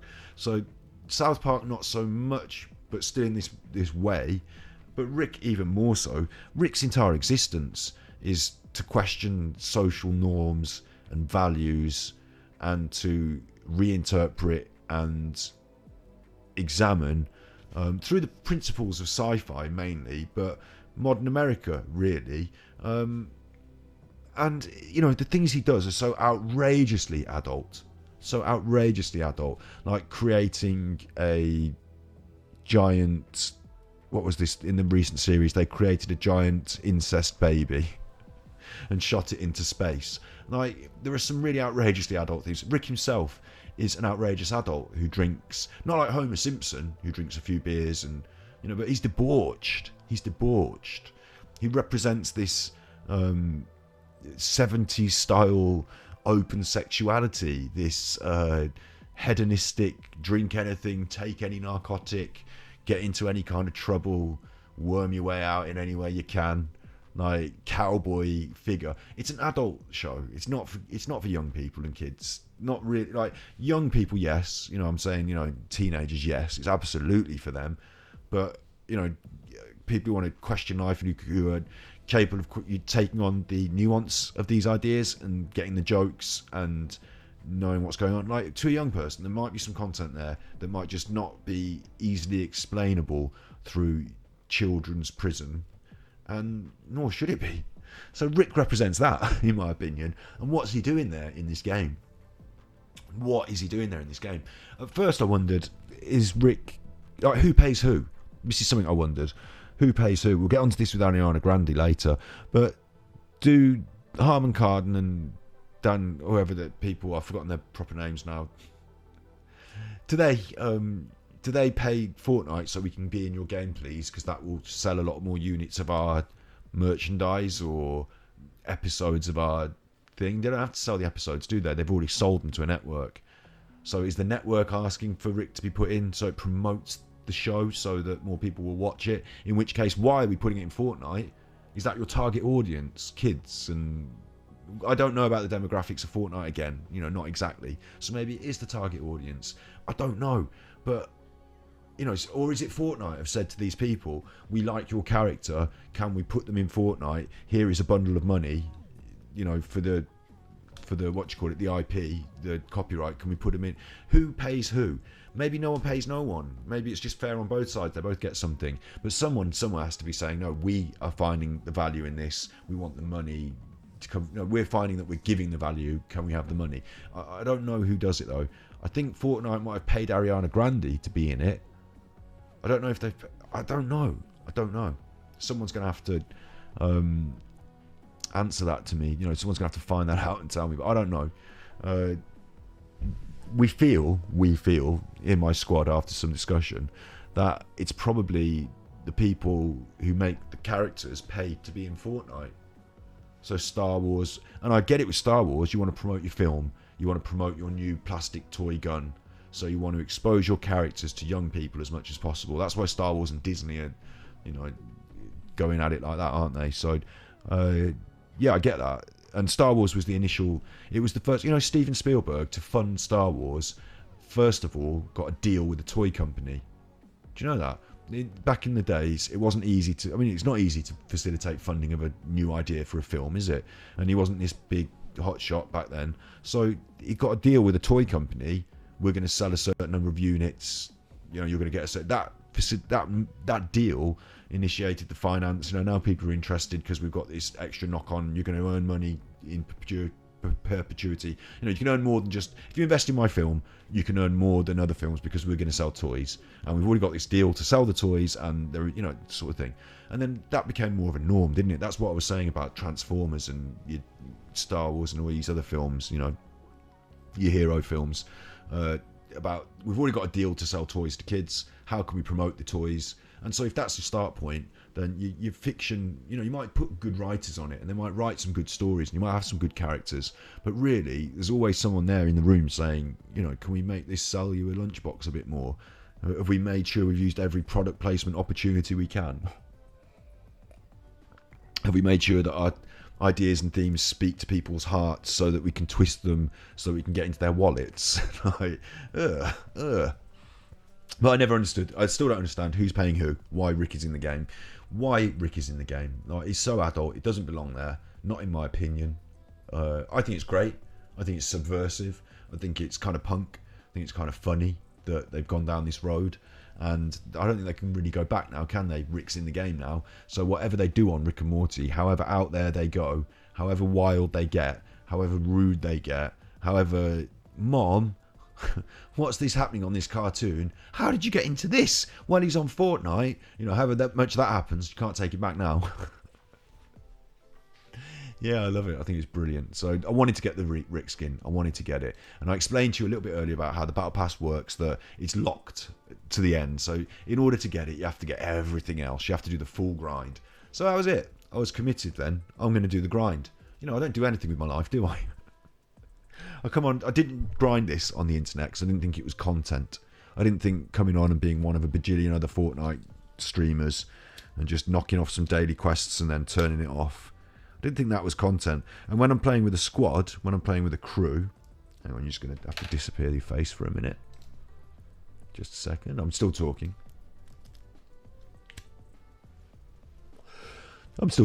When you're playing with... Oh, God, there's a bit of a background music, isn't there? I hope that's going to be all right for the edit.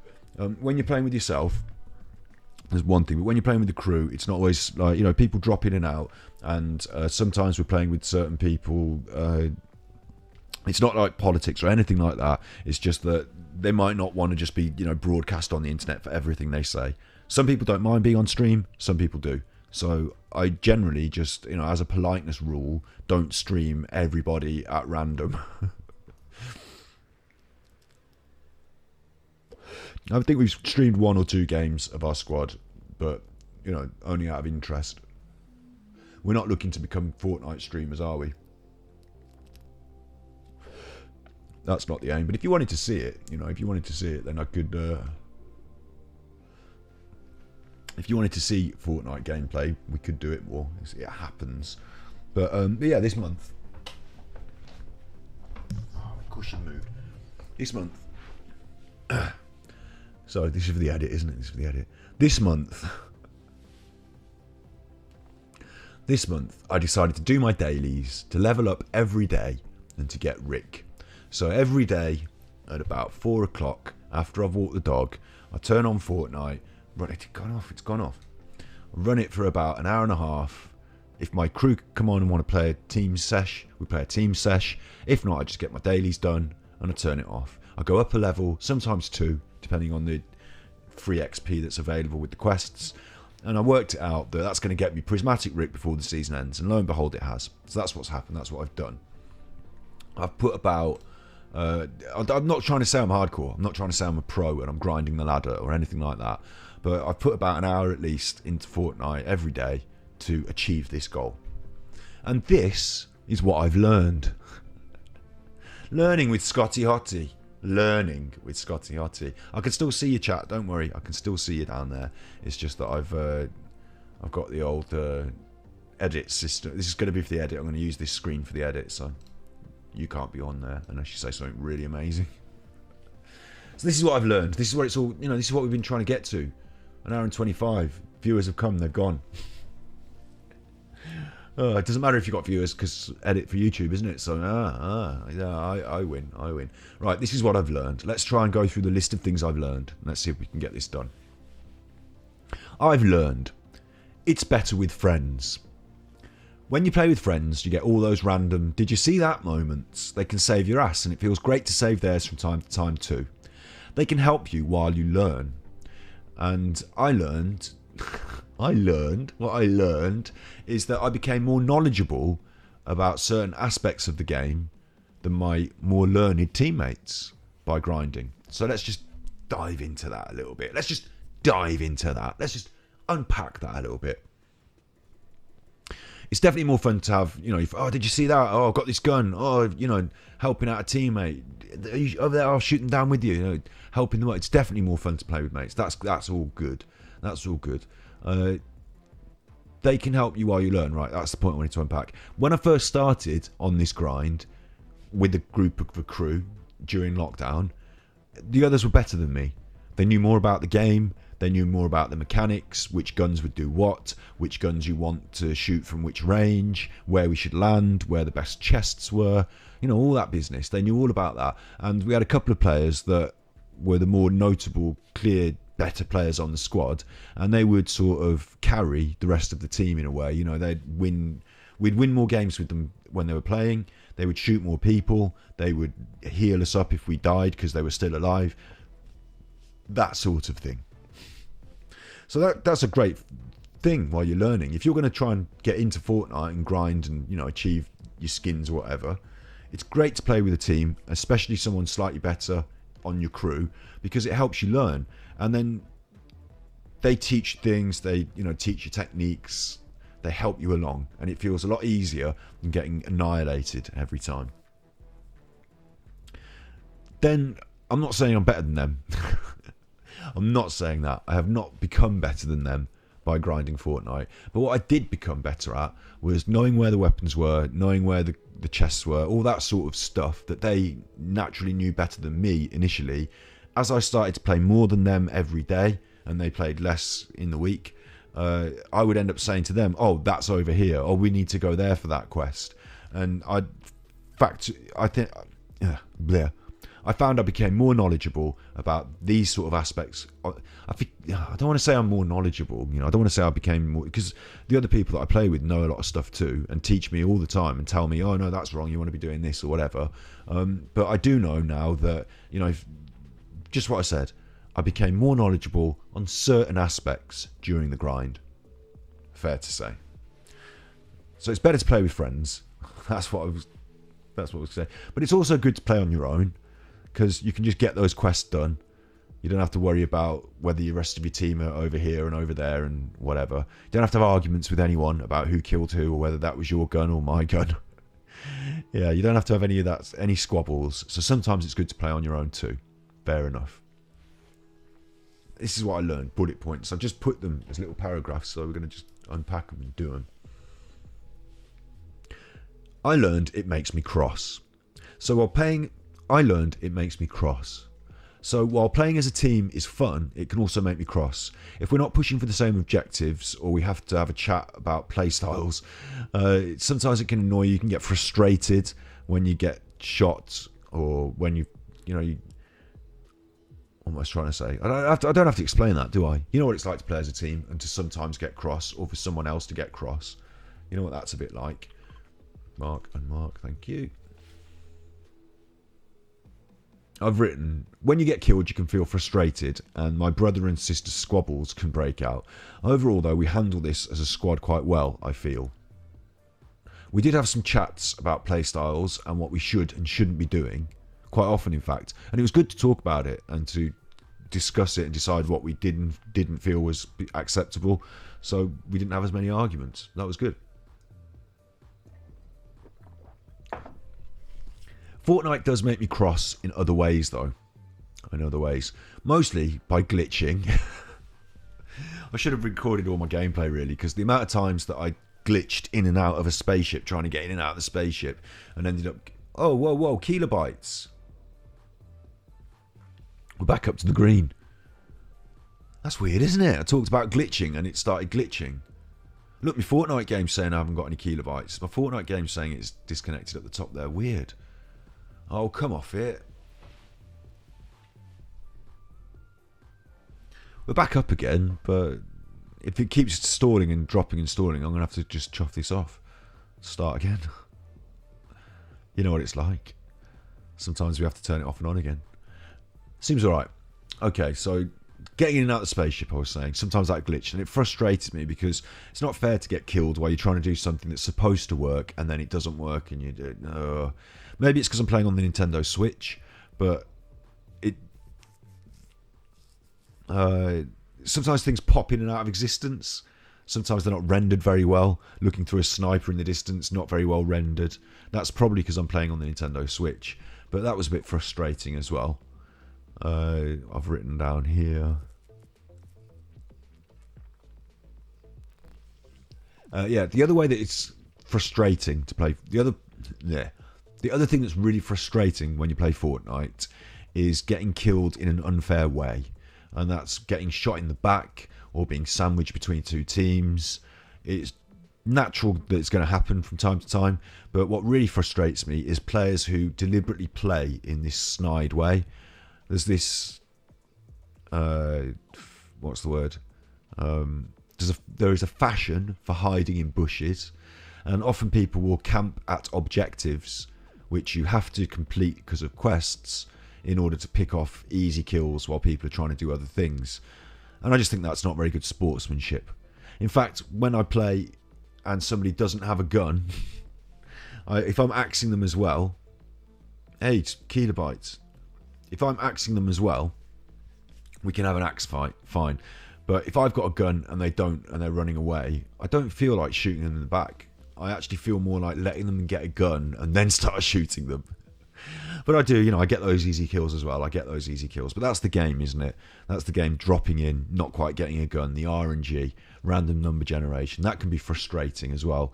The random aspect, the lottery aspect of getting the good guns early. That could be a little bit frustrating. But overall, yeah, it's that snide play that frustrates me the most. Getting shot in the back. That's frustrating. What else have I written here? Finding the quest system, yeah. So the final thing that really frustrated me in Fortnite was the quest system. Let's get that up. No, I can't. Yeah, I can. There's my quests. The quest system. Do you know what? If I move my face into the middle of that map, it might look like bit like I'm designed to be in there. What have I written about this? Have I written about the quests? The quests are sometimes good. The best being the recon scanner railgun combo. I love that. Light someone up with the recon scanner and then hit them with the railgun. Which, again, I should have recorded this, shouldn't I? I should have recorded all my game footage. I'll do that for the next grind video. I'll do that. That quest was great because I had to railgun someone. I'm not very accurate with my sniper sometimes. So what I had to do is I marked them with the recon scanner, and then to complete the quest, I had to make sure I got this railgun shot on them. So I just ran right up to them. I was getting shot out and shot. Ran right face down, like right in the face with the railgun. Absolutely guaranteed I got that shot on. Got killed immediately, but I got my quest. And that's what I was going to go on to say about these quests. I'm going to have to just scratch my nose for a minute, so I'm just going to... Whoa, come on, kilobytes. I'm scratching my nose on camera now because I got distracted by the kilobytes. Why are they upping and down in? Why are they upping and down in? It disappoints me, those kilobytes. We're still running. We're still rolling. We're all right. We're still rolling. But if it, like I said, if it does really persist, I will turn everything off and on again. But what I want to do is finish the script and then turn everything off and on again if I have to start up another stream with a different purpose, because we're nearly through this. Oh, we're nearly through this. My script about what it was like to grind Fortnite for a month, which I'm going to use to edit into a video. I'm going to just turn off my face for a second.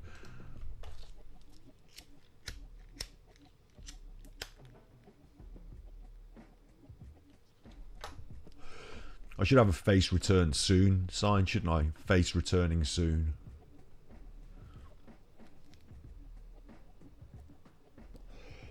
You'll see my face in T-5.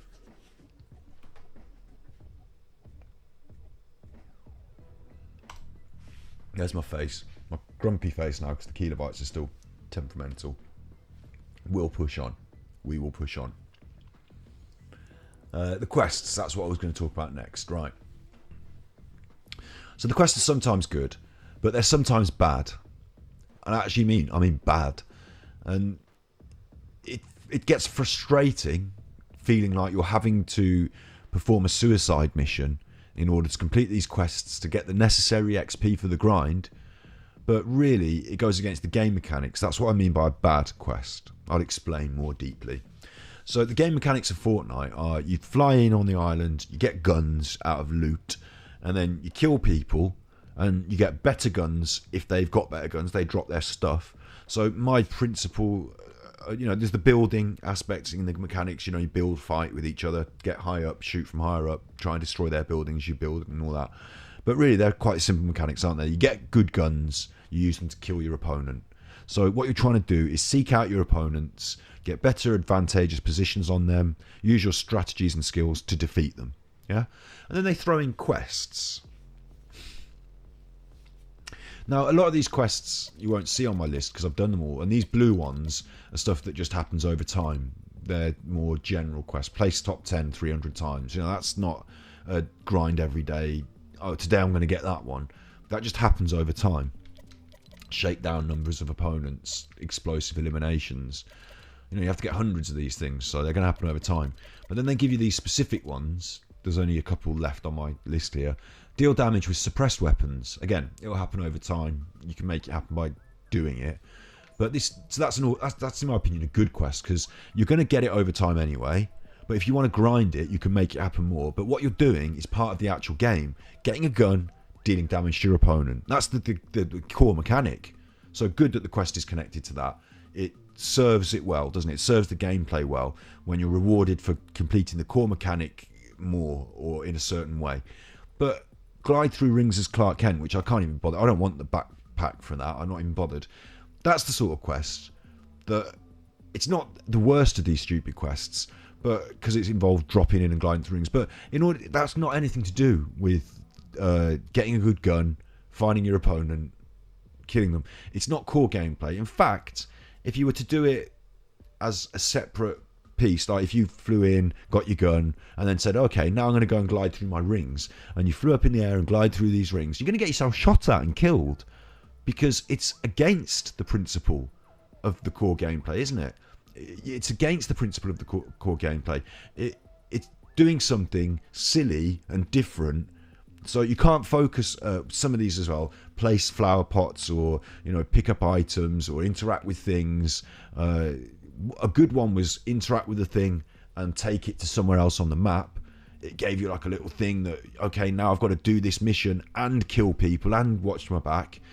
But a bad one was like find 5 of these things in this area. So you're running around, and instead of looking at your enemies, searching them out and all that, what you're actually doing is doing a sort of busy work quest of finding 5 items in all houses. I've got to look in all these houses, I've got to drive around this place and find 5 of these. And while you're doing it, what are you doing in terms of hardcore gameplay, in terms of the core mechanic, is you're doing stuff that goes against the core mechanic, that gets you killed. You're head down, you're looking over here, you're burrowing around, you're running around, you find the thing and you have to interact with it, and someone shoots you in the back of the head, because you shouldn't be messing around with stuff like this. You should be up and aware, and it goes against the core mechanic.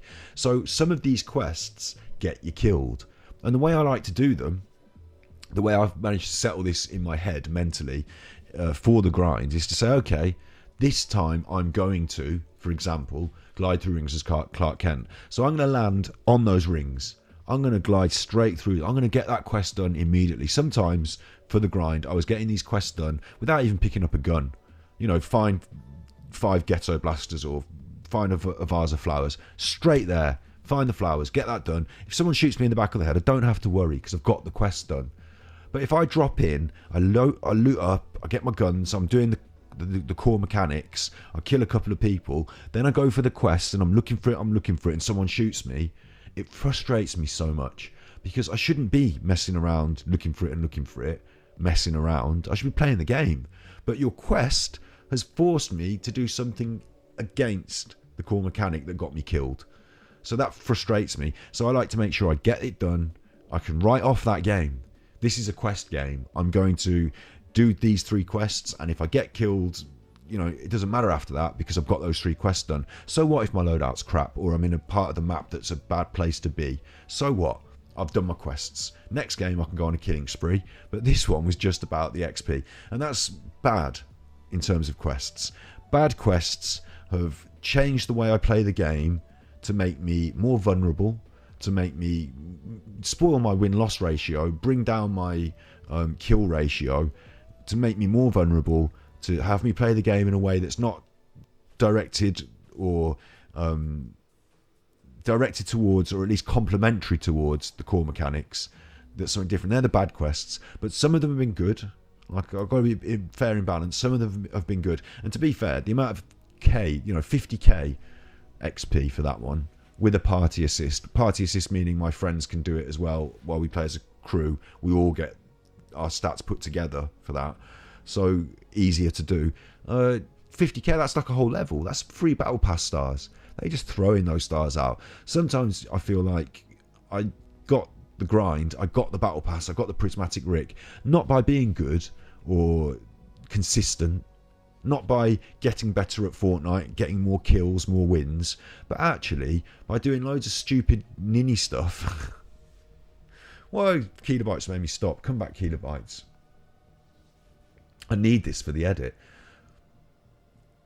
Not by doing, I got good. I did through the course of the grind, but I felt like a lot of the time through the grind that I felt like that. I see, I was trying to thought then when this Kilobytes went funny. Right. Yeah, I got my grind. Okay, that's it. I've got my point back. I felt like I got my prismatic Rick because they gave out so much free XP for doing silly things. And if I ignored the game, doesn't matter about how many times I get killed, doesn't matter about whether I shoot someone or protect my squad or whatever. If I just go and pick up the flowers and visit these locations and do what Farmer Hayseed wants and Sloan's orders on a payphone, if I just do that stuff, I get the XP sort of for chuffing thing. I get the XP sort of for free, and then I get my battle pass. So I didn't have to. The end result of these quests, and this is so, I didn't expect this to be so long. Little bullet points for my video. But the end result of these quests was that it devalued my achievement. The end result of these quests was that they devalued my achievement. They made it a bit too easy for me to get a bit too high on the battle pass a bit too early. And essentially, I feel like I got gifted Prismatic Rick by spending enough time in the game and doing enough silly things that my ability and how good I got over the course of the grind, that little bar that went up, was irrelevant to how much XP I got over here for doing like weird silly things. The amount of games I won and XP I got for that, you get about 10,000 XP on a good game if you kill a load of people and do a load of stuff. And over here I can get 30k just by eating 5 apples. So it's just like this bar was just flying off So I decided to concentrate more on that sometimes than being good and increasing my abilities. So that was a bit silly, I thought. But some of them are good. Some of them pushed me to be good. And a lot of them that we did as a crew became more fun because we were saying, okay, as a crew, we've all got to find these things. So you can do Overwatch and we'll find where the flowers are. Okay, come and get the flowers. They're over here and we'll watch you. You know, it became more of a fun thing as a group. So I think those sort of quests, those sort of tasks should be grouped as party assist group tasks, and the things that are more complementary to the hardcore, to the core mechanics, should be your daily grind quests, and they shouldn't mix them up because otherwise it gets silly. Kilobytes dropped right down then, didn't they? Fucking hell. Swore again. This one's for an edit. Okay. It made me anxious is the next one. The kilobytes. If they do drop too hard, we're going to have to turn it off and on again, I'll tell you that. Give it 2 minutes. Give it 2 minutes. Just turn my face off for a minute and let's see if it just equalises.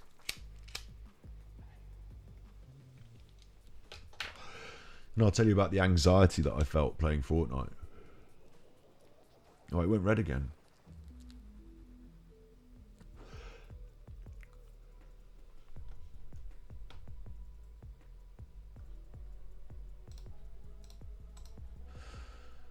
I think we'll go with it. I think we'll roll with it. Okay. The anxiety I felt playing Fortnite. This is just... When I first started this grind, you know, we were playing for fun. But when I played one player, I felt anxious. And I did say to my teammates, when I first started playing in lockdown again, you know, after picking it up for a while, I don't like Fortnite. It's one of these games that makes me feel anxious. And the reasons... After this grind, I can pinpoint the reasons now. The reasons it makes me feel anxious is because it's constant pressure from the minute you drop. You're in other games. Let's say you're playing Breath of the Wild. You can have action moments. You can be bokoblins and, you know, things going on, and you can feel the pressure. But then you can go and chill, can't you? You can go and talk to someone in Haytana Village and dye your clothes. So it's got pace that changes as you choose to change the pace. If you want to go dungeon running, you go dungeon running, and if you want to chill out, you go to the shop. Like, it's up to you. Whereas in Fortnite, it feels like I'm being forced down a pipe. Like, the pace is being forced at me because footsteps. Have I not even mentioned footsteps yet? The little footsteps marker that you can get on your display. You can have a visual marker of an auditory trigger because people with difficulty hearing can see that. It's a great system for that, but everyone uses it because it's an additional advantage. But you see this marker come up, it means someone's close to you. You can hear their footsteps. And we say it as a squad: footsteps, got footsteps, footsteps north, footsteps east, footsteps on me. And like, after I've played Fortnite for 2-3 hours with the squad, I'll take off the headphones, turn off the thing, and I'll see these footsteps markers. It's a gamer transfer phenomenon. We talked about it before on stream. There's a video about it on our channel, gamer transfer phenomenon. So, yeah, gamer transfer phenomenon. I see these things once I put the game down, and it's always the anxiety trigger, footsteps, that I see. That's the thing that gets in my brain the most. And the anxiety of hypervigilance. So from the minute you drop and you're in, someone's always trying to shoot at you and kill you. They're always around the other corner. You're always watching for them. You know, that's constant in this game. So with a game of FIFA, you can be hypervigilant, in inverted commas, while the game's on, while the ball's being kicked around. But then it goes out for a throw-in, or then it goes for a goal kick, or you score, or whatever. You can have a mental break and a sit and a relax, and okay, then let's get back on it. A game is Smash. You're hyper vigilant, you know, you're really and watching every, you know, really on it, and then it's, you know, one's off the screen and you're mental break. You get little mental breaks in Fortnite, but they're not up to you. Suddenly something can be happening, and then something else can be happening, and then your partner's shouting footsteps, and then there's a spaceship over here, and then the closer you get to the end game, the more that happens because you're getting concentrated as a group into the center circle. And I find a lot of end games can become this panic increase levels of panic amongst the squad, because they're all happening, things are happening to them. The anxiety I was feeling when I first started playing Fortnite was quite high. You could take the swearing. Yeah, you could take the swearing. Although I'm gonna just maybe edit the swearing out of the final cut. Yeah, the anxiety was real. It was real. And then when I finished a session of Fortnite, I didn't feel relaxed and calm. And I don't know, some games make you feel different things. When I finished a session of Fortnite, I felt amped and on edge. So we discussed this as a group as well. We discussed it and talked about how, ways to combat it. One of the main things that I did that helped me combat it was play a lot of Fortnite. I got better at it. I got more capable, felt less anxious that I was going to die all the time, because I was capable of not dying and doing better stuff. And also, the more games you play, the more you realise that if you die, it doesn't matter. You throw it away and you start again. And it sounds silly in a way, that's obvious, but in other games you build up a lot in your progress and you don't want to die. It's like an inbuilt, in Fortnite you don't want to die, of course, but how do I explain this? It can mean game over in other games, whereas in Fortnite it's always just another game. It never means really game over, and even if you don't die and you win, it doesn't matter, does it? Because it's just another game. It's like hands of cards, or it's like Hearthstone. I get anxious about the higher levels of Hearthstone because there's something riding on it, my legend status, or getting to that next rank or whatever. I feel the anxiety when I'm playing those high levels. I want to win. But when I'm just playing just for fun, even on ladder, I don't feel that anxious, because it's just another, you lose one, you win one, it's just another hand of cards, and that's just another round of Fortnite. But I guess I'm so hyper vigilant, already on edge, and this concept from other games that I brought with me, that progress is earned over time, that you don't want to die, you lose it. 3 lives in Mario and you're back to the game start screen. I just, the concept of death was like, oh, I absolutely do not want to die. So I was putting too much value on each game, on each death. Whereas when I looked at it over a longer period of time, when I did a lot of grind, when I played a lot more games, I put a lot less value on each game and each death. Oh, well, we died. No matter. We'll just do another one. And it became a lot less anxiety fueling for that reason. So that's my learning about anxiety. That's what I learned about anxiety. I'm now going to I've run out of tea, look. I've run out. There's none in the cup. So I'm just going to have to go. I can't keep talking without a drink. So I'm just going to have to go and get a glass of drink from the kitchen. I will be back anon. When I say that, I mean literally 20 seconds. Not even that. Just going in the kitchen. Just get a cup.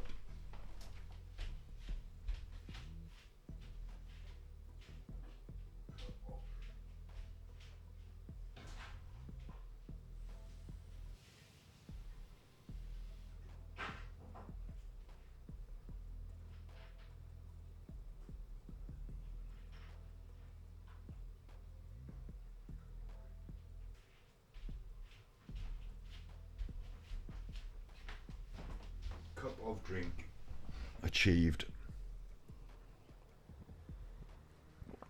And that's a nice cup of drink. Knocking things on the floor. That's a cup of, having that cat, it's the key for the door. I have to have that. Kilobytes are chuffing around while I was away. It's a cup of squash juice. It's nice. So what was I saying? I did anxiety. Yeah, Fortnite made me feel like, what I learned, to just bullet point that, what I learned, Fortnite made me feel anxious, but through the grind I learned to control the anxiety and to manage it much, much better. Although I still get anxious in the end game, especially with squads. Alright, cat, you're messing with the wire stuff. Do you want to be seen? No? The animals come in and they mess with me and they don't want to come on camera. Oh, I wonder what time it is in America for you. I wonder what time it is out there. Is it evening time? It is evening time in England. It is evening time in England. yeah, have an enjoyable fun time, and stay safe. I will carry on ranting about the grind of Fortnite.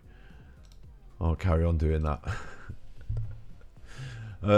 Yeah, so that was the anxiety. That got better. It did get better as well. It did get better. What I learned, and talking about that game, play a game, throw one away, play a game, throw it away, throw a game away, play a game, win one, doesn't matter, another game, another game, another game, another game. What I learned about that was that I long for more than that. I long for that pacing I talked about a little bit ago. I long for that ability to change the pace of the game at your choice, to go on a hardcore dungeon raid with your squad on an evening when you're all headsets and snacks. I long to do that. At the same time, be able to say, it's just a weekday, we're just checking in for a couple of hours, let's just go down the fishing game, or they do have a fishing game here, don't they? But you know what I mean, I like a different pace. I like it to be all in the same place as well. I'd like it to be all in the same place so that we can choose our pace as a group, go through these different things. I long for a bit more depth than Fortnite offers me. Fortnite has this repeated pickup game in the same way as Hearthstone has a repeated pickup game. The increased depth there is granted by a ladder system, the increased depth is given by a ladder system, by a ranking system. So each game is very similar, but over time your number of games, your ratios, your stats give you something bigger to look at and say, this is where I stay. You can get in the arena games and go the pro route, and that's about it, isn't it? That's about it. You can't get into a game of Fortnite and say, how do I explain it? I guess like I said with Zelda, you can't pick up and say, I'm going to play for a couple of hours today, I wonder what's going to happen, I wonder where this story's going to go, and if I feel like it, I might go down to this dungeon that I've been awaiting, thinking about while I've been grinding up my good gear, or I'm going to take on this boss or whatever. You can't really do any of that.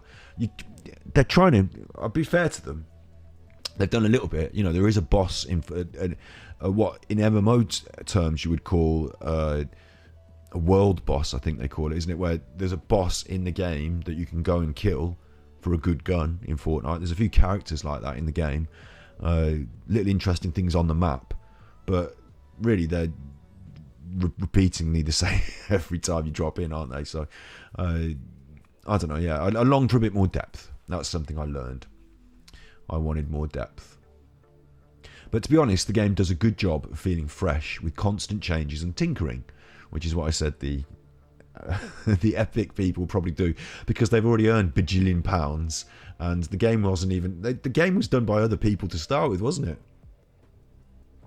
They didn't have to think up much of a concept. They'd already made a game, Fortnite, saved the world.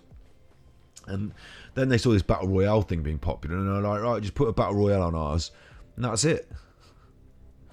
That's it. They probably, imagine a week's work for an Epic Fortnite dev. Imagine that compared to the week's work for a dev who has to churn out a new game every six years or however long it takes. Look, I'm getting tangent. I'm party moving. In 15 minutes, my party's moving. All right, we'll see what happens in 15 minutes. We'll leave that. Don't know why it doesn't want me to be there anymore, but just leave that. Okay, let's talk more about this battle pass. I didn't want, and I've shown you the battle pass, so I've got an edit for that, so I don't have to go and show it you again.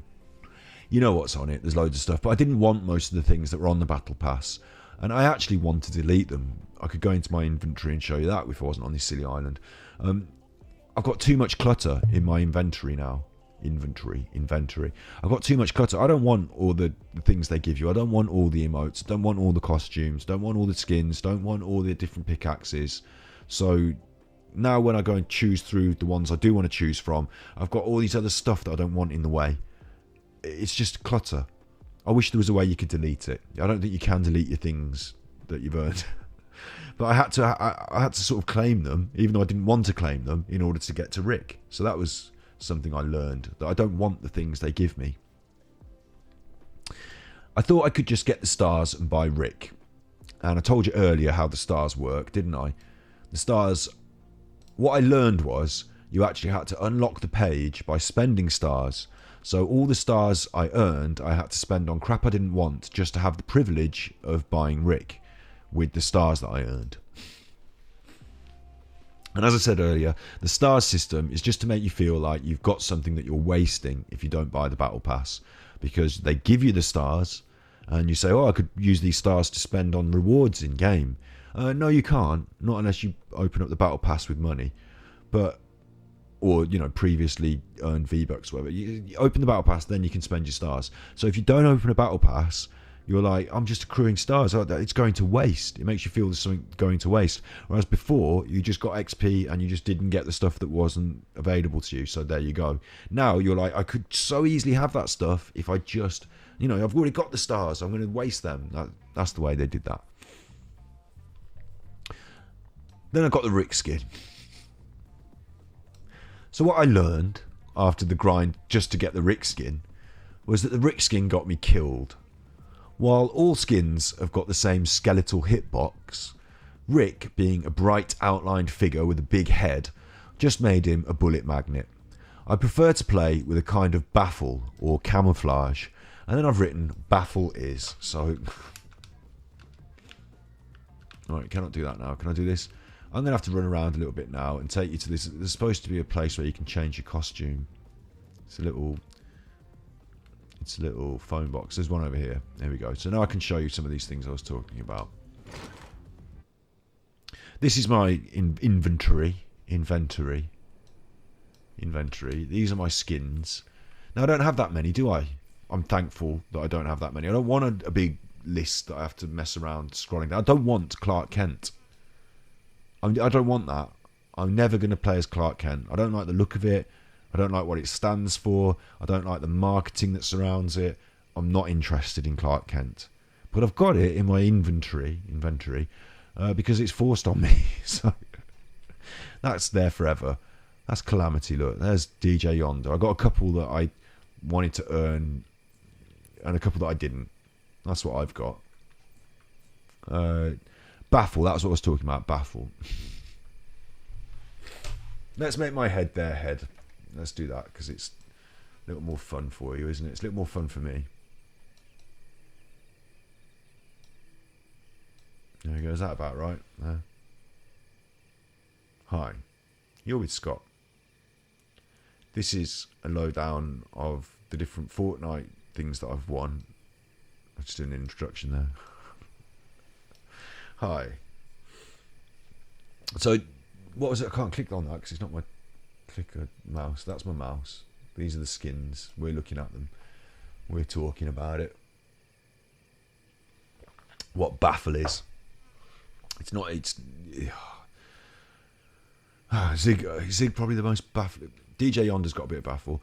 What baffle is, it's not anything to do with Fortnite. What baffle is, they invented it in the Second World War, and they painted sides of ships. So you'd have these planes, they'd be trying to find bombing the ships, and you'd have other ships that were looking through their periscopes, submarines. They're trying to fire bombs at the ships and missiles and under the sea torpedoes.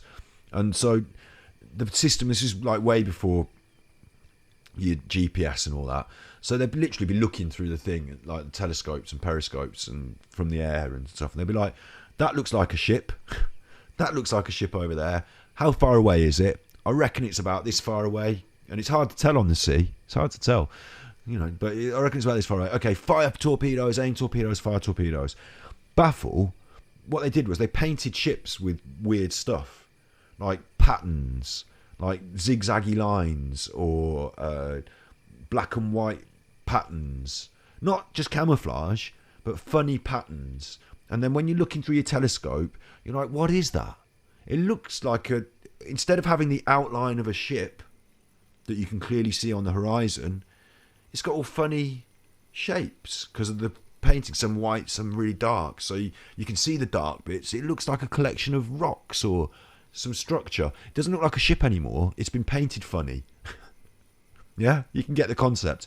That's baffle. So I like a character that is either camouflage or baffle. See DJ Yonder here? If you're just stood around and you're doing your Fortnite game and someone comes across you, initially you can't see which bit's my head, which bit's my legs. You're initially drawn to these lights on my chest, aren't you? That's what you're initially looking at. So your instinct when you're going to fire upon this character is to fire at the chest. Even if you know a headshot is, you know, obviously you want to shoot a headshot. That's what you're aiming for. He's got quite a big head, so it is quite a big target. But it's got a funny shape to it. So which bit is the actual head? Because the actual hitbox is the same for all characters. So this sticking out bit doesn't count. You can't shoot that. It just goes straight through. But his actual head, that's the same place as everyone else's head, that is where you get shot. So just to a general player, it's not as obvious, is it? In ways, he's got quite a big head. But in other ways, it's not obvious which part of that shape, certainly in the dark, you know, with these lights. This goes as well for some other characters that work for this. Zig, let's edit his style. Zig, for all his imperfections, is quite a good, there's a good paint job for him. When you're stood in a dark setting, in a shadow, it's hard to see which bit his head is.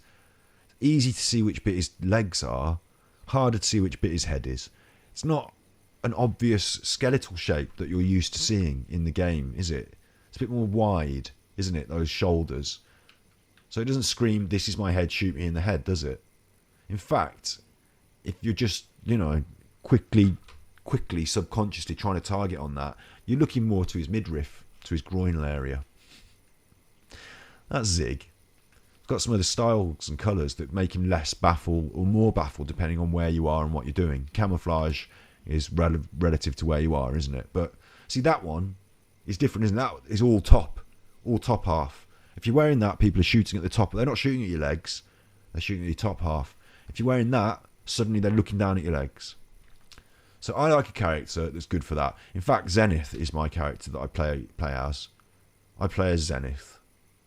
Look at that. It's harder to see, isn't it? Harder to see, generally.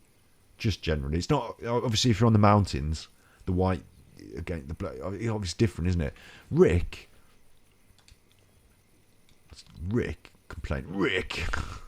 camera. Standard Rick, he's not actually that illuminated the way you're looking at it here, but honestly, on the battlefield, his head is like a great big light bulb target. Green Rick, good against the grass. Bit of a baffle, bit of a camouflage. Go up to gold, more obvious. Prismatic is just like, look at me. It's like, look at me, Rick. That is. So now my... what I was telling you about was the Rick skin got me killed. And again, look, Sloane, look at the giant head on her. The Rick skin got me killed. I like to play with something a little more. And we could also, you know, if you're chilling out, if it's a bit hot. This guy's got selectable style, hasn't he? It's a bit hot. Let's just... There we go, save and exit. I like to play as him. And also, I like green. I'm Ganji Kid, so I've got green on my cape there. That's my back bling, my cape. And it's got my Ganji trees. Ganji Kid. Green tree. That's me, look. There I am. That's what I like to play as. You see already, against this... Look, if I go and crouch down over here... See how already... much better. Excuse me, that's my juice repeating on me. Much better though, much more, you know, less obvious, aren't I, than old Ricky Big Ed. So there we go. There's the skins.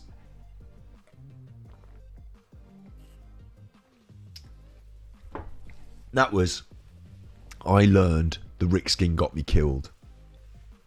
I need to be the Rick skin, don't I? Because I'm recording all this as the Rick skin.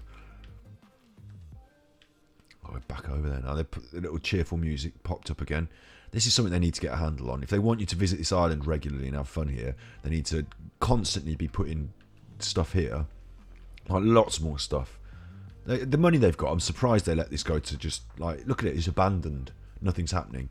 The money they've got, I'm surprised that this is like this. This should be party town every day of the week, something kicking off in here. Imagine the amount of like they've had music artists doing concerts. Imagine the amount they could do. Simple tie-ins, easy to do. This should be popping off every day of the week. This should, all the time. The amount of money, yeah. Anyway, look, let's go back as Choffin Rick, eh? Rick, that one. And this is bad as well, though. I wanted to show you this. There's my back blings. They're not that full either, are they? But that's gone all the way now down to there. It's more than, I have to scroll the page. And I don't want any of it. I don't want these things on my back drawing attention to me. Making me more obvious and easy to kill. I want things that just... I like my cape, to be honest, don't I? Not the Superman cape. Not the one with the commercial tie-in. The one that references my style. Thanks. But really, I just used to run around with standard issue or, that thing. Just anything that didn't draw attention to me. Because I don't want to get killed. I like the sword. Don't want any of this other crap. All useless crap.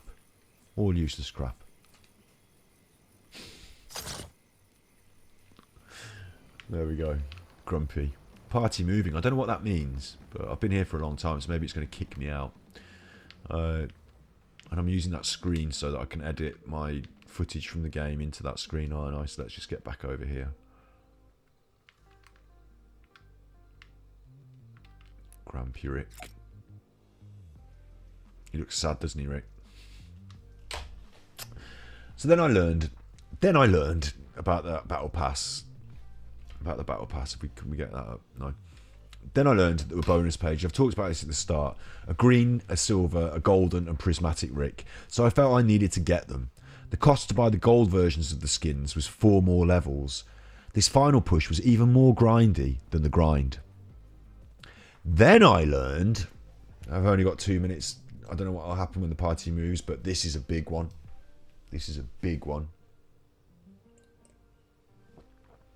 is huge. Then I learned there were bonus page... No, I've done that. Then I learned you could literally buy levels for the battle pass. Buy levels with money. You could put your money in as V-Bucks and buy levels on the battle pass. Buy stars to increase your thing. That made my entire grind kind of worthless. Well, not worthless. We'll come to that, the value of my grind in a minute. But that made my grind worthless, didn't it? What it made worthless or devalued was the achievement. When someone sees me here in my Rick skin, it's devalued. The achievement can't be taken away from me because I did it. But the flex, nobody knows that I had to win loads of games to get that skin. They could assume that I just swiped for it, couldn't they? They could assume I just bought it. So the skin is deserving of both respect from other players. They should respect this skin because I got there and earned it. But also they shouldn't respect it because you can just buy it. They should disrespect it because it's just swiping. Mind blown. So it's deserving of respect and disdain at the same time.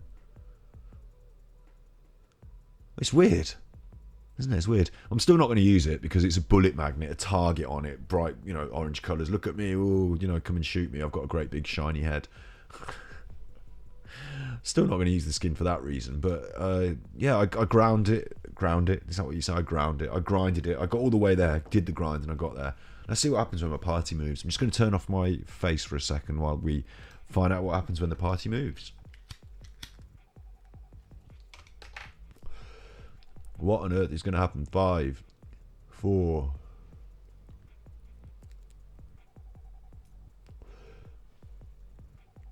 Okay. Look at that, nothing happened. We're still there. I'll stay there. I'll be happy with that. That's where I wanted to be. I'm just going to turn my face off for just one more second.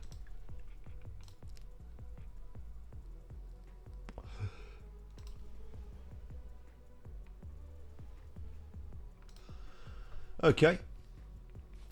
So, I learned you could literally buy the skin. You could literally buy that skin. If I had enough money, which I chuffing well don't, honestly, I don't. It sounds silly, doesn't it? I bet bet you young'uns watching this, watching your Fortnites, I bet most of you have got the money to buy this, or feel that the money you have can be wasted on that skin quite happily, but I don't feel that. I don't think I ever will feel that. I don't think I'll ever feel like it's worth. If I became a millionaire overnight, I don't think I'd start buying Fortnite skins. I'd still see them as a waste of my money. But because if you want them, you can just earn them through playing the game, which is the point, isn't it? If you're playing the game, then you might as well just earn them. Oh, we've gone away, look. Back to this. But if you want them that bad, you can buy them. Yeah. And that devalues my skin, doesn't it? Oh, no, I'm not him anymore. Here's the battle pass. There's my rewards. Where's my locker? I am him. I am Rick. See, this is it glitching, it going wrong. Look, there I am. I'm not Rick. Let's go back to the island. I'll carry on talking. So yeah, I thought if skin was devalued, I'm not going to use it. That's that bit of talking. We'll get back into the island, and then I'll tell you about the Ariana Grande concert. And before we do, I suppose I'll tell you about what my feelings are on Ariana Grande before we get there. But I'll edit them out of the video, which is going to be about Fortnite and the grind. But I'll edit them in like right now just by saying them. Oh, Kilobytes, it doesn't want us to talk about Ariana Grande. So I am that man. Look, I am that man. I'm me again. Weird the way it's done that, isn't it? And it's taken away my cape. Where's the chuffing? Quiet. I just want to go somewhere quiet, away from all these people, and away from that noise. The beach. That sounds nice, doesn't it? Why is that noise playing in my ear? I say noise, it's music, but because I've heard that music on loop so often, you know, just being in this island, it starts to sound like noise, doesn't it? Something they could fix quite easily. Let's just stand here. It's quite chilled, isn't it? Look, northern lights in the sky. Some chuffers flying in over there. Where's me? There we are. Sit down in my deck chair in the sea, and we'll just chill. And I'll tell you about Ariana Grande. So Ariana Grande, you probably know who she is, so you probably don't need a preview. And I'm going to edit it out of the... my face is going to disappear for a second. I'm going to edit it out of the actual YouTube video. Because you know who Ariana Grande is, but I think it's worth telling you, for the people that really care, who watch the full-length episodes, who watch that on Ganji Kid on YouTube. I think it's worth telling those people what I think. Because what the hell am I doing going to an Ariana Grande chuffing concert in Fortnite? They'll be saying, why is Scotty Hottie... Scotty Hottie's not interested in Ariana Grande, right? He's never been interested in her. He didn't know she was a Disney person until he was told recently by his friends at the Ariana Grande concert. He knew she did all these songs, these sexy me songs, don't you want to harder me songs, those sort of things, provocative, sexual content. She makes the music videos with her basically in the nip, doesn't she? She's not wearing all the clothes. She's wearing some clothes, but not all the clothes. You can nearly see her bum. That sort of thing. Oh, party moving again. He's kicking me out. He doesn't want me to be here. But yeah, that's what Ariana Grande. So it's not really my thing. In fact, I think as much as she's a powerful, iconic person, I believe we've got, we'll have a deeper discussion about misogyny, sexual representation in the media, about women's place, about whether it's empowering to be sexualized, or whether it is the power of the patriarchy used on you. They're different conversations. But so that's my feelings. I'm not into Ariana Grande. I'm not into her music really. I'm not into what she represents or seems to represent to me artistically, visually, through the media. I'm not into that. It's not for me. But I was surprised. I know they've done these gigs in Fortnite before. I'd missed them. I wasn't playing Fortnite when they had Marshmallow in, and I wasn't playing Fortnite. I mean, I don't know who Marshmallow is, and I wasn't playing Fortnite when they had the rapper T-Bone or whatever his name was. I don't know who he is either. Travis, wasn't it? Travis Bickle? Travis someone. Look, I'm called Scott, so it can't be that. You can't have too many people called Scott. So look, he was in Fortnite. I didn't watch that either, but I knew there was a gig. They went to it in the game, and I knew also some events have happened in the game where like the rift opened and you play in the game, and then you're part of, instead of killing each other and playing the game like you would do, you're part of an experience in game. So I knew these things went on and thought that was a pretty cool concept. The metaverse concept in some aspects I think is quite cool, being able to have a virtual world that you curate and that you invite people into as part of an entertainment package. Quite cool. So during my grind, Ariana Grande popped up. The aliens that are the feature of this season, I did a bit of that this season in Fortnite. Is that on my script about the aliens? Yeah, it's a bit later on. Okay, we'll get to that in a bit. But so Ariana Grande was given to us by the aliens in Fortnite.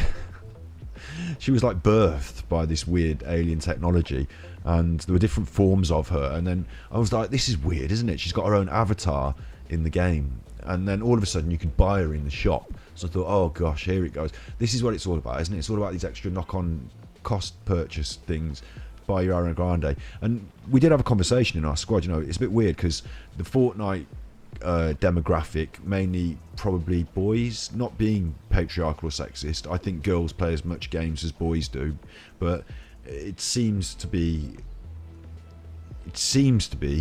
that it's a more demographically skewed towards boys.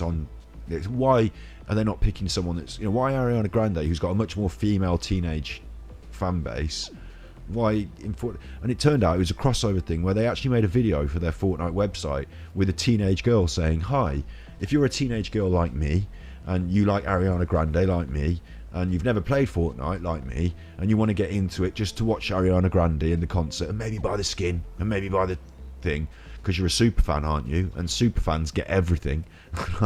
This marketing video is made to encourage more young girls to get into Fortnite. And I don't know if it was to have the knock-on effect of them playing games and becoming Fortnite gamers in the traditional sense with the guns and the running around, or if it was just to get them into the metaverse to buy a skin so that they've, participated, so they've got that. Because, you want everyone's money, don't you? I didn't know which angle they were going for really, but it was interesting anyway, and it happened, and you couldn't avoid it. Like, we couldn't play Fortnite. We had to go to the Ariana Grande concert on Fortnite. We had to go, and so I went and I watched it. And it wasn't even, I was led to believe, I was leading up to this, I was thinking, will they have her in a studio on a green screen being sort of put into the game? Will she be wearing those suits with all the balls on and dancing around and being put into the game that way? Will it be live? Will she do a vocal performance live and maybe just animated in game through an avatar? Or will she actually be physically on a controller running around in game on a stage, with a headset like we are, singing and playing the game? What's going to happen? And it was none of that. It was just a montage, like an edited, created computer montage, virtual reality experience. She wasn't live, it was recorded. If it was live, it was the worst. Why you would perform live to something that had no, they didn't even, she could have at least said, hi, it's Ariana, live on a microphone, even recorded and piped in after, but live on a microphone. She could have just said, hi, it's me, Ariana, in Fortnite, how you doing? Nice to see you on this Sunday evening, or whatever, to prove it's live. Something like, do you know what I mean? But no, not even that. It was just like, they used a couple of her songs, they montaged them together over a sort of music. What it really essentially was a Fortnite music video for Ariana Grande montage. And it reminded me a lot of when Michael Jackson did Leave Me Alone and Moonwalker, and his work started to become more of a montage of his music and imagery and visuals, and he became a more than like a fictional character within his own work, didn't he?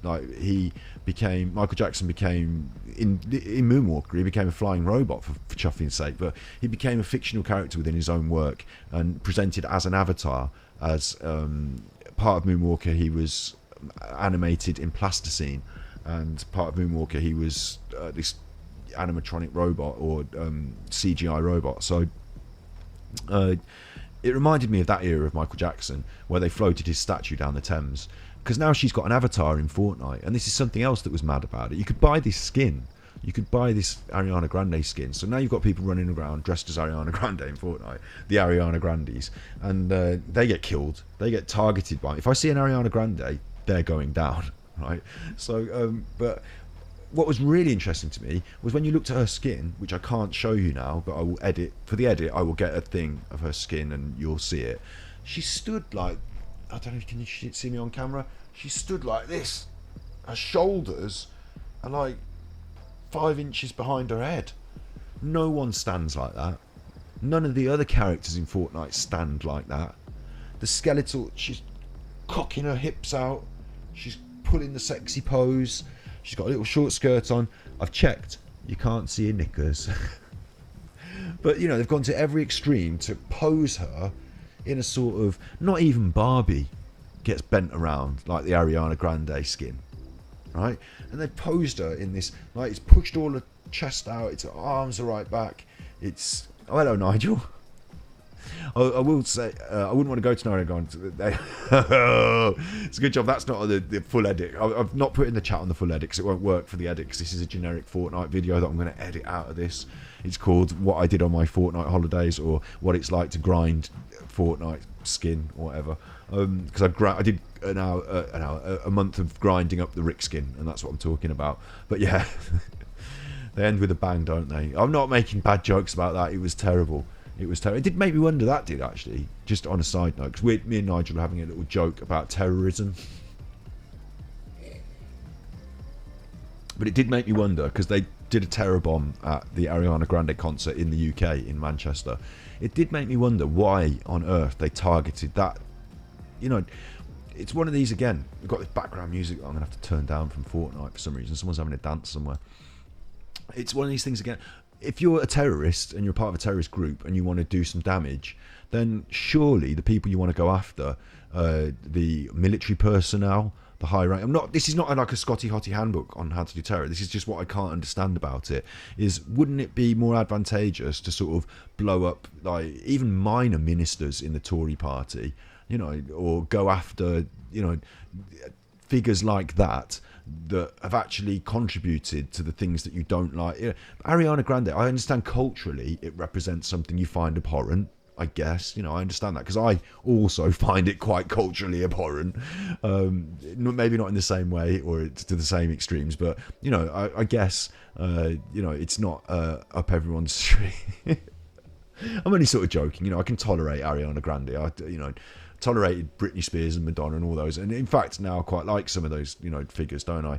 It's just the presentation of sex to the young girls and the hypersexualization and the commercialized product aspect that I'm a bit about, isn't it? So but it does make me wonder why they target a load of like little girls, you know, like that's gonna, oh, well done, you blew up a load of little girls and you know, parents of and other people that like Ariana Grande, well done. That will sort out your terrorism, you know, your objectives. What do you want? Like, you know, that will sort out, we're going to stop, we're going to do things differently. You know, it doesn't even hurt the people that you really want to hurt, does it?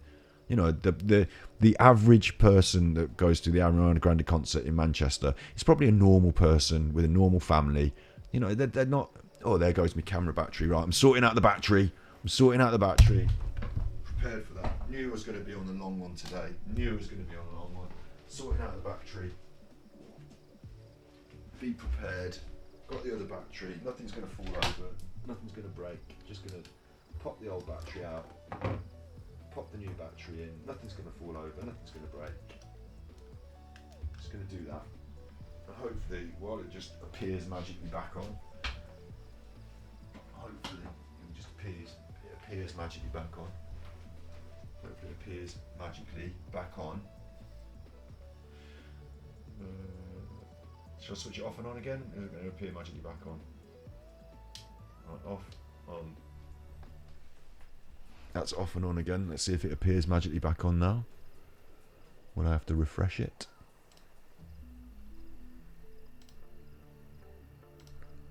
Come on, you chuffer. There we go, yeah, magically back on. Love it. Drop everything. Pop the old headphones back on again. We're away. So, where was I? The Ariana Grande concert. Yeah. Yeah, we talked about the bad terrorism, didn't we? It was bad. I just don't understand why they targeted those people. Yeah. So, the Ariana Grande concert in itself wasn't actually. I need to say this. It wasn't actually that good, and not just because it was a short montage of her songs, and underwhelming on that aspect. Not just because there wasn't really a live performance aspect, but I'll tell you why it wasn't that good. Right, I'll tell you why, and I'll try not to lean too close into the mic and peek too much. It's because we are used to sophisticated media now. We're used to sophisticated CGI. They go all out on the music. Look at my hat gone all. That's not sophisticated, is it?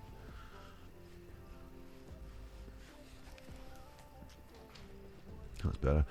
We're used to sophisticated media. We're used to really out there experiences. We're used to flying through the clouds and seeing the planets and whatever else, be it documentary, computer game experiences, or films, or music videos, or whatever. When they put Ariana Grande music videos together, they go all out on the sexy, dancey, flying camera, whatever. Lots of fast edits. So what a virtual medium can do, why a virtual medium is special in this aspect, what am I trying to say? The interactive quality is lost. They did put a bit in. You flew around a bit. You did a bit, but the interactive quality was sort of lost. It looked like people developing for the medium that weren't really sure of where to go with it. It's like a music video, and then there's people in the game that are in the music video, so we sort of fly them around a bit, and you fly around Ariana, and like I said, resembling this Michael Jackson era of this larger-than-life character. She herself, her avatar was huge. She was a giant, and you were like this little imp flying around Ariana while she was singing and walking around and flying through the clouds. You were like this little midget. She's this giant. So that was weird. Very reminiscent of Michael Jackson's later stuff when he was a giant statue. And it didn't really go anywhere, and then you were finished, and that was that. You heard some of her songs, and it wasn't really, it didn't really have much of a impact. And I think, like I say, there's so much more impactful journeys that we've gone on through this interactive medium that they failed to sort of capitalize on. And it felt like people dabbling in something that they didn't really, I think they could go a lot harder and a lot further with it and do a lot more. And I don't know if this sort of interactive online music video experience, pre-scripted, pre-written, watch this experience. I don't know how I'm quite. What I think is that there's so much potential in this medium, but for some reason, because we're so used to such sophisticated experiences anyway, it goes sort of maybe it's come too late in the media. Maybe this huge potential of the virtual world has come slightly too late in that aspect, because they've achieved it in different ways now. You've watched those documentaries where you've flown across the galaxy, so suddenly flying around Ariana Giant Grande's bumhole backside, suddenly flying around her doesn't seem as magic. It's not that, like, so what, we've done just something normal now again, really, when you think about it. I've flown around so much stuff, seen so many dragons. I don't know how quite to explain that, but yeah, that's my thoughts on the Ariana Grande concert. Anyway, it was underwhelming, and it was forced upon us as some sort of giant marketing exercise, and it has not made me feel any more close to Ariana Grande or her work. In fact, it's made me feel a little bit more tacky about it, because now there's a Fortnite skin that you can go and spend 30 quid on if you're a super fan.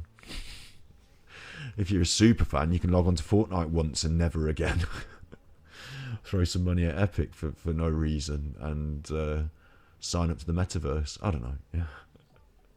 It didn't seem to be aimed at the people who play Fortnite. It didn't seem to be like, we've brought you something. Like, if you poll, this is another aspect of it, the marketing aspect of it. I think that we're on this island here now where I say things should be happening because they've got billions of pounds and they're a huge company who don't have to work on their game because it's the same game every month. So this additional experiential, this metaverse could be a lot more rich. And maybe if you were to poll the people who play the game, find out what their favourite interests are, maybe that's what they did before with this Travis Scott, who I don't really know who he is. Maybe if you brought, I don't know why Ariana Grande was the choice, and why it has to be such a one-off sort of, why it's not like weekly in the metaverse. This week it's so and so on stage. This week it's so and so on stage. This week it's because there's a lot of smaller, quite popular artists in certain genres that would really appeal to this Fortnite crowd. I just seemed like a weird. It's like a great big statement with Ariana Grande. Like, we've got this power that we can use and do, and then we're not really chuffed with it. Not really chuffed with it. Just once in a blue moon, really, and only for really strange tie-ins like Ariana Grande. Yeah. It's like when Apple gave everyone a U2. Actually, yes. That's a really good point, Nigel. It's like when Apple gave everyone a U2 song in their iTunes, and you couldn't even delete the chuffer, could you? You couldn't even delete the chuffer. I remember that. Every now and then a U2 song would come up on your thing, and you'd just be like, what the chuffing chuff? What setting can I put to never hear this chuff again? We were all forced to go and sit through an Ariana Grande concert in Fortnite, and some of us really enjoyed it, and some of us, it just seemed like a strange event. Yeah. And a missed opportunity when there's so much more can be done on that front. And like I say, I don't think it's unachievable. I think Epic and all the money they've got rolling through Fortnite could literally just say, right, we're setting up a team. You're going to be putting on a gig every week. Start booking them. Here's 50 grand. Go. We discussed earlier, 50 grand sounds like a lot of money to me, but maybe it's not a lot of money in Fortnite terms. I don't know. Should we go on with the script? Because I've got a lot more of this script to read. And I don't know how I'm going to edit this chuffer. I learned. That's when I'm going to edit. I'm going to edit everything where I say, I learned. That's what I'm going to do. Edit, clap. I learned that overall, my initial feelings were correct. I don't need the battle pass, or the skins, or anything. In fact, if you want to get the most out of this game, it's probably better... If you want to get the most out of this game, it's probably better to just practice getting competent and then jam with your buddies. I say competent and not good because I learned the levels and where I feel I'm comfortable. Need to extrapolate a little bit about that, but I do that a little bit later in this script. Do I? Let me just see.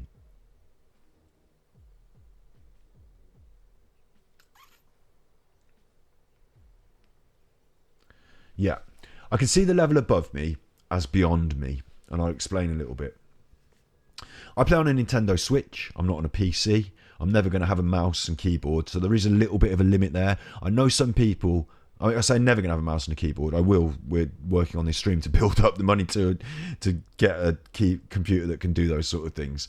But when I say those sort of things as well, what I mean is the... Yeah, I'll edit out your joke, Nigel. Oh, absolutely. That's why the chat's not on the main screen today. I'll edit out my joke as well, don't worry. I'll edit out all the jokes. We'll just keep it deadpan. Not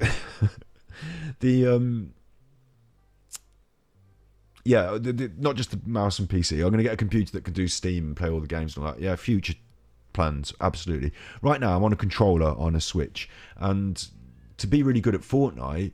all right, cat meowing. If you need to go out, give me another meow in a minute and I'll let you out. I'm trying to work on my script.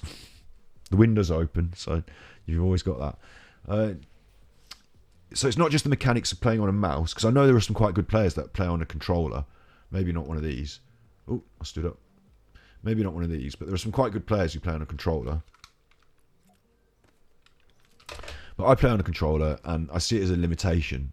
When you're playing against people on a keyboard and mouse in certain games, we all know that the mechanics are easier, certainly the building and the aiming, certain speeds of things are easier on a keyboard and mouse. So I've got a limit on the controller. I get that. But there's another aspect. Hang on, I've just got to let this cat out.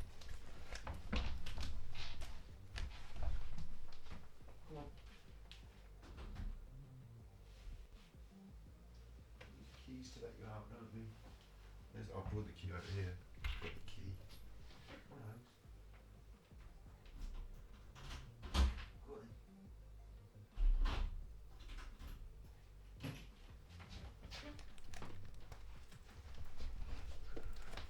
Constant interruption, but we'll get there in the end.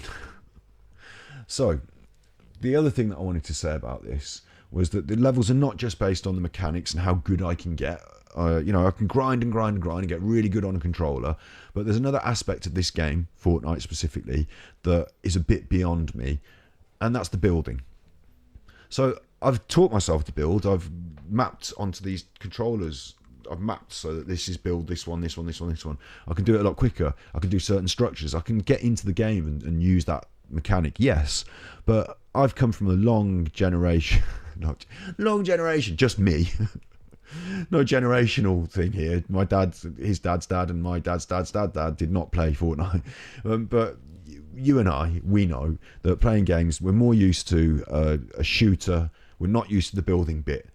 We're more used to a third person, lots of games are third person shooter, first person shooter, whatever, looting, shooting, that simple thing, getting strategic positions, hiding behind cover, getting up high, that is great. It's the same for every game, whether I'm playing this or the one with the Marines or the one with the aliens or whatever.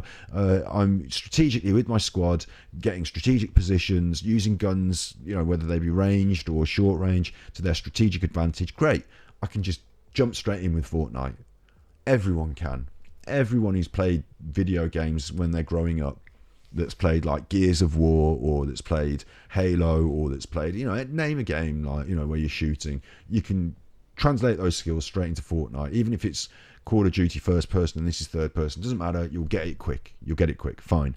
But there's this other layer, which is the building, and the building is good. It gives Fortnite another layer. Great. It means that you can strategically build yourself a structure.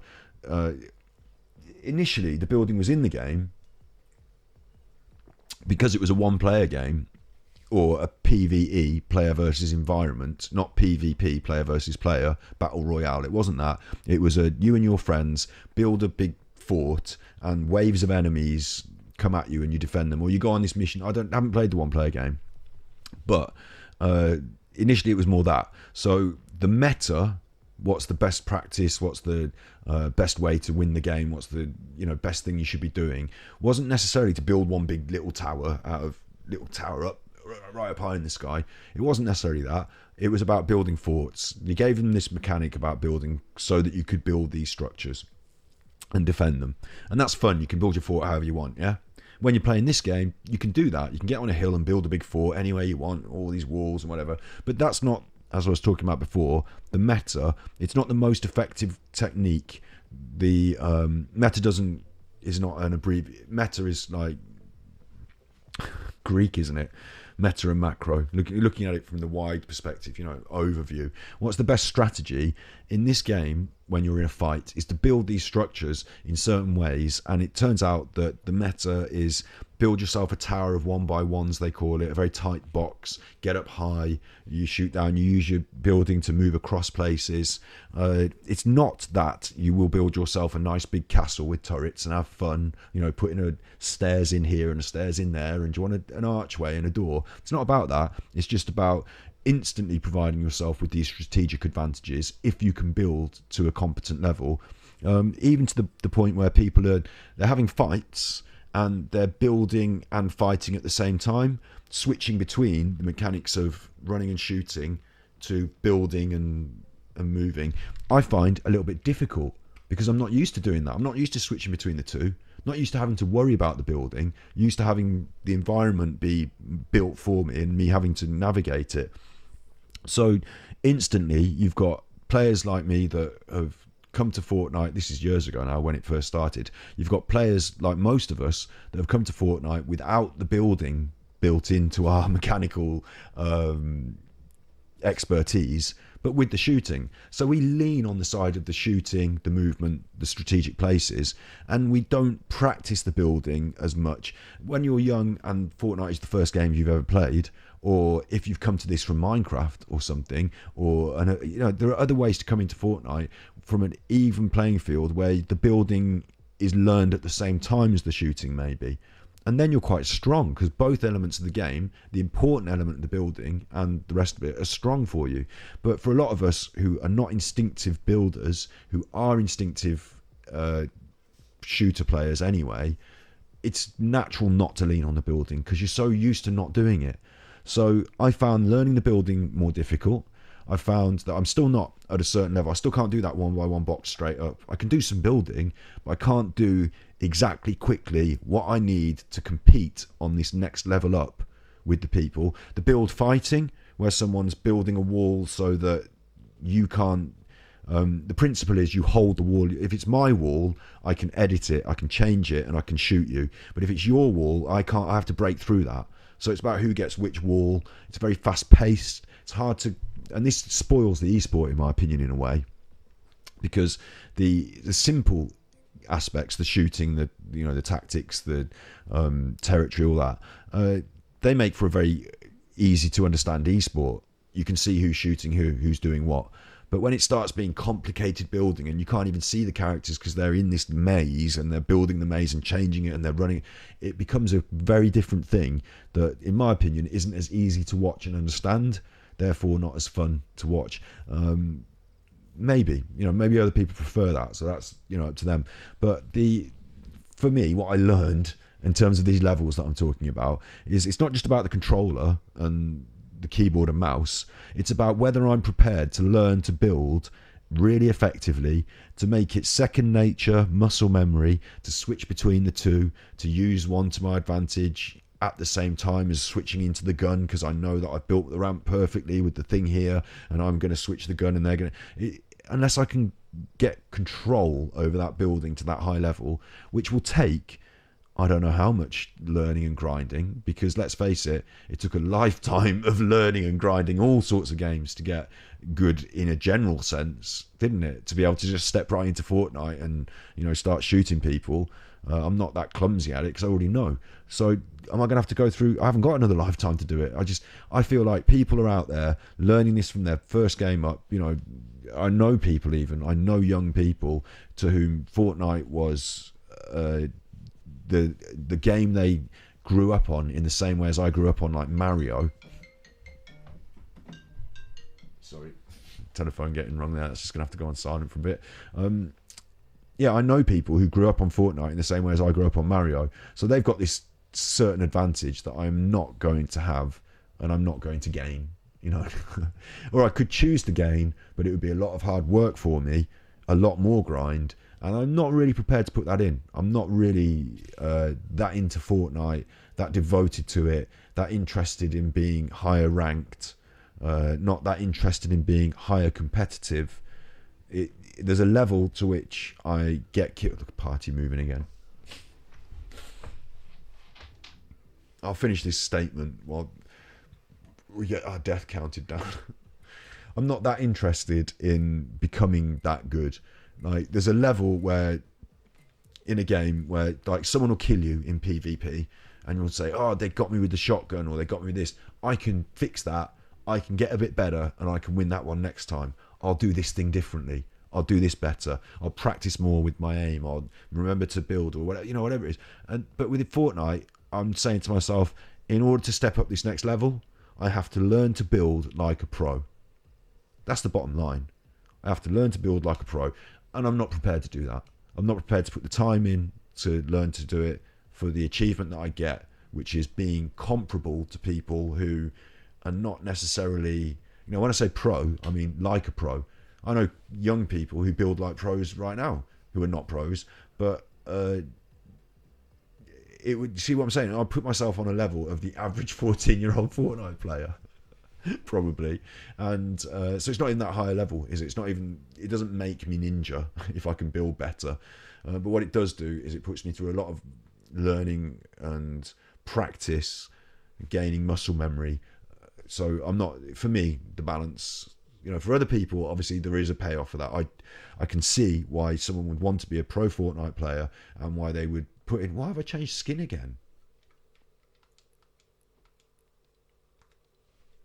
It says I'm Rick Sanchez.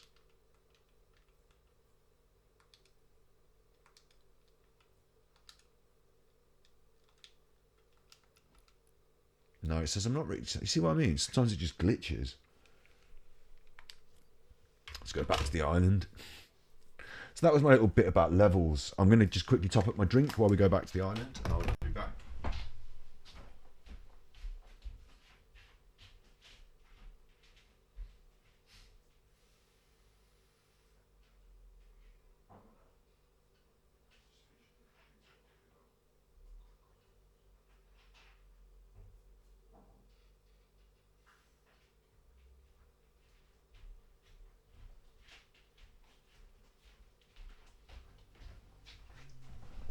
I return. Oosh. The old controller, it's not going to like that, is it? Right, I'm in this horrible skin, so I've just got to unzip it.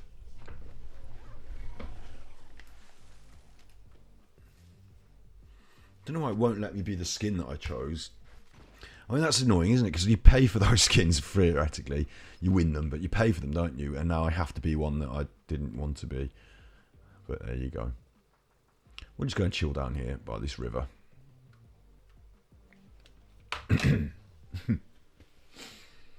Well, I've got to get... The animals are getting frisky now. They want me to finish off my script. So I need to get through this. Let's go back to where I was. There's so much on here that I didn't realise was on here. The game, the season, flying saucers. Okay. Ready for the script. This season, there were flying saucers, and I learned these babies are OP, and I've got some footage of me playing as a flying saucer. You'll see it in the final video. I just grab one of these, and I take down the whole building, land and loot up. In combat, I am an inescapable death from above machine. Single player, it's too OP. And in single player, the reason it's too OP is because to take down one of these flying saucers requires more than one clip of AR. Usually. Some people are quite sharp and they've got a good AR, but usually it's more than one clip of AR. By the time you're trying to reload, it's too late. I'm already firing death from above, landing on you if I need to. And even if you take down the flying saucer, it recharges. So you've got to push me and kill me because that thing's going to recharge and I'll be back up in the air. It's not too OP in team games. In team games, I can be like air support, but I can also be taken down quickly. So in a team game, I can't kill all of the opposing. In a team game, I can't kill all of the opposition from my spaceship. It only fires a certain rate of bullets at a certain time. So it's underpowered in a team game because I can't take on the whole team. And I'm a big target, big bullet magnet in the sky. And if they focus their attention on me and all shoot at once, then I go down really quick. And that's the key to team play, focusing your fire. Focusing. There's a little Scott's top tip there, focusing your fire, team play. I go down really quick. So anyway. But, yeah, even saying that, in a team game, I can go down really quick. But then they've got to rush me and they've got to kill me because otherwise I can get back in the machine and up in the sky again. Recharges. The game is full of these hidden OP meta strategies, and if you dig deeper, you can totally imbalance the game in your favour. Like how we get this awesome sniper rifle off Riot. It tells us the location of the storm circle, so we can just go there and build a giant fort and defend it with snipers that don't have any reload between shots. This is totally broken in my opinion. I'll get some footage to edit that over, and that's what we do. We go and buy this gun. It's a better sniper than all the other snipers in the game. You can buy it every time because you know where you can get it from, and with a little bit of in-game knowledge, you then get the gun tells you where the storm's closing. So you go there, you build this big fort, and they have to come to you. And you're already built in. You're already fortified, and as they have to come to you across open ground, you've got the sniper rifle that goes pop, pop, pop, pop, pop, not pop, reload, wait a minute, aim, pop, but pop, pop, pop, pop, pop. So this gun has given you the advantage of building a fort at the end zone because you know where it's going to be already, and it's giving you the advantage of this extra firepower from distance. It's basically honest. It's just brilliant. There was 4 of us at one point in a squad game, all with this same sniper rifle, all just firing death from above from our giant fort, and we couldn't be touched. So that was a little OP thing. And what my point is here, is that you can imbalance the game in your favour with a little bit of knowledge. So that's totally broken, in my opinion. But of course, it's gone next season, and it's not exploited by enough of the player base to become a real problem. So if something's really overpowered and everyone's exploiting it, they might patch it out. But little things that you can work out like this, little systems of how to gain advantage, are built into the game and are just there. So it's full of that. So that's something I learned. What else have I learned here? I've got more of a script. God, I've got so much more of a script. I can hear a lot of chuffing going on over there as well. I'm just going to try and go somewhere slightly more relaxing. Thank you very much.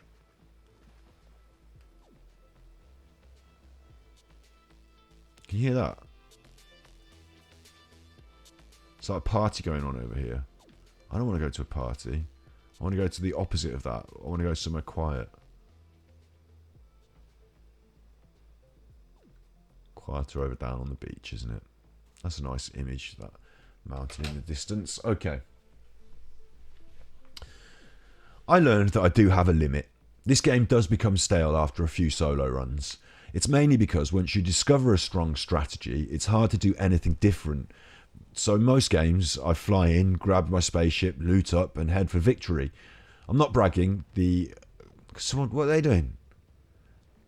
I'm not bragging. The flying saucer strat is overpowered, and it always gets me a top 10. So why would I do anything different? So that's why it becomes stale. I learned getting shot in the back or outnumbered is very frustrating because you can't do anything about it. And the snide players, like I talked about right at the start, snide players are really frustrating. People who deliberately camp your cards, your quests, or objectives. People who deliberately camp you in bushes, who deliberately hide places so they can get easy kills from you running around a corner. That to me, if you want to face me up, you want to come and have a go, let's have it. You can do your building if you want. I'm not that good at it. But don't be hiding in a little crook and a nanny. Nooks and crannies, crooks and nannies. Don't be hiding like a little ninny. Pop me with a shotgun out of a bush. And especially don't do it in my back. Shoot people. That one chuffs me off the most. Shooting people in the back. No, it's frustrating, isn't it? Frustrating. And getting caught between different teams, getting outnumbered. You can't look in different directions at the same time. It's just impossible. Sometimes you get killed and you can't do much about it. You just got into one of those situations. Maybe you shouldn't have been in the situation in the first place, but come on, that's the way the game works. Pushes people in. You get caught between them sometimes. It's just bad luck in ways sometimes. And there is a bit of this RNG about the game, and that's frustrating. That's something I learned. So saying that, Scott's top tip. Here's Scott's top tip. I learned that the game is about decision making and getting ahead of the storm. I haven't written a lot about that, but I have written, every time you spend too long looting, you might have a gold scar, but then you won't be able to shoot it because you'll be dead to the storm or running in from storm with low health, having to try and medi up when you actually should be involved in a gunfight. You get killed. So the game is about decision making. Do I want this gun? Whatever. Get on with it. Move into a better position. It's about strategic positioning as soon as you can. And you know what? The loot, which gold gun you want, whether should I open another chest, what quite often happens is that if you are proactive with your decision making and get a good strategic position, you can get your kills and you can get the loot off the people you kill. So I actually never carry around medikits. I don't even carry around shields most of the time, because if I get in a fight and I win, they drop them so I can drink them. If I don't win, then I'm dead. So I've got no use for a medikit because I didn't win the fight. I'm dead. Do you understand what I'm saying? So medikits are useless to carry around, in my opinion. If you kill someone, they're carrying them and they drop them, and then you patch up. That's the way I play. That's something I learned. I might be wrong, but I learned that. I learned about the Rocket League house. There's a little house. I wonder if I've edited it. I've got it on any game footage. There's a little house. It's like a Rocket League house. It's like a little funny place with references to Rocket League in there. It's cool. I just don't know what it is. I learned it's there. I mean, obviously Epic make Rocket League, don't they? But I wondered why they made such a small thing of it off in a little corner, and why they didn't make such a big thing of it if they were to put it in. Is it an Easter egg? Because it's a strange Easter egg. Just some Rocket League posters and souvenirs in a house. Isn't it? That's a strange Easter egg. Just going to disappear my face for 1 second. I mean, I say 1 second, but it's a lot longer than that, isn't it now? A lot longer than that. We've been running for nearly 3 hours. I'm going to swear now. You're not going to hear me swear often, but shit. 3 hours. How am I going to edit that? I'm not even going to be able to download it. 3 hours. This was supposed to be a little 45-minute session. Knock out the bullet points from the script with a Fortnite background. Edit in the Fortnite footage that applies to it. I've got my Fortnite video. What it's like to grind a month of Fortnite. Interesting video. I thought that could be the start of a new series. What it's like to grind a month of. What it's like to achieve this. What it's like, for MMO players, they'll understand what it's like to achieve Gladiator in... What am I doing now? What it's like to achieve Gladiator in WoW, or what it takes to grind this, or you know what I mean? Be a little series, couldn't it? I could pick a game, do a grind, tell you my learnings, report back, sort of thing. But this has taken 3 hours and I haven't even got through half the script. This week I learned who is Googimon. Right, I'm not dressing as him. You'll see him in the final video. But one of the skins for this battle pass was Googimon, and Googimon is a rabbit monster. A rabbit. When they kick me out next, I'll show you on stream. At least you'll have something to nod off to. Yeah. At least this will be boring. I'm not even doing it in a relaxed voice though. Unfortunately, we were going to come back later in the evening and play more relaxing stream games like Mud Runner, but for chuff's sake, it's nearly 9 o'clock. The light's gone. I'm going yellow with the lamp colour. Let's get it done. Don't want to have to do 2 sit downs of this. Right. Who is Googimon? I'll tell you quickly. Googimon is a marketing creation made in conjunction between an artist and a marketing company. So again, it's something I find just despicable.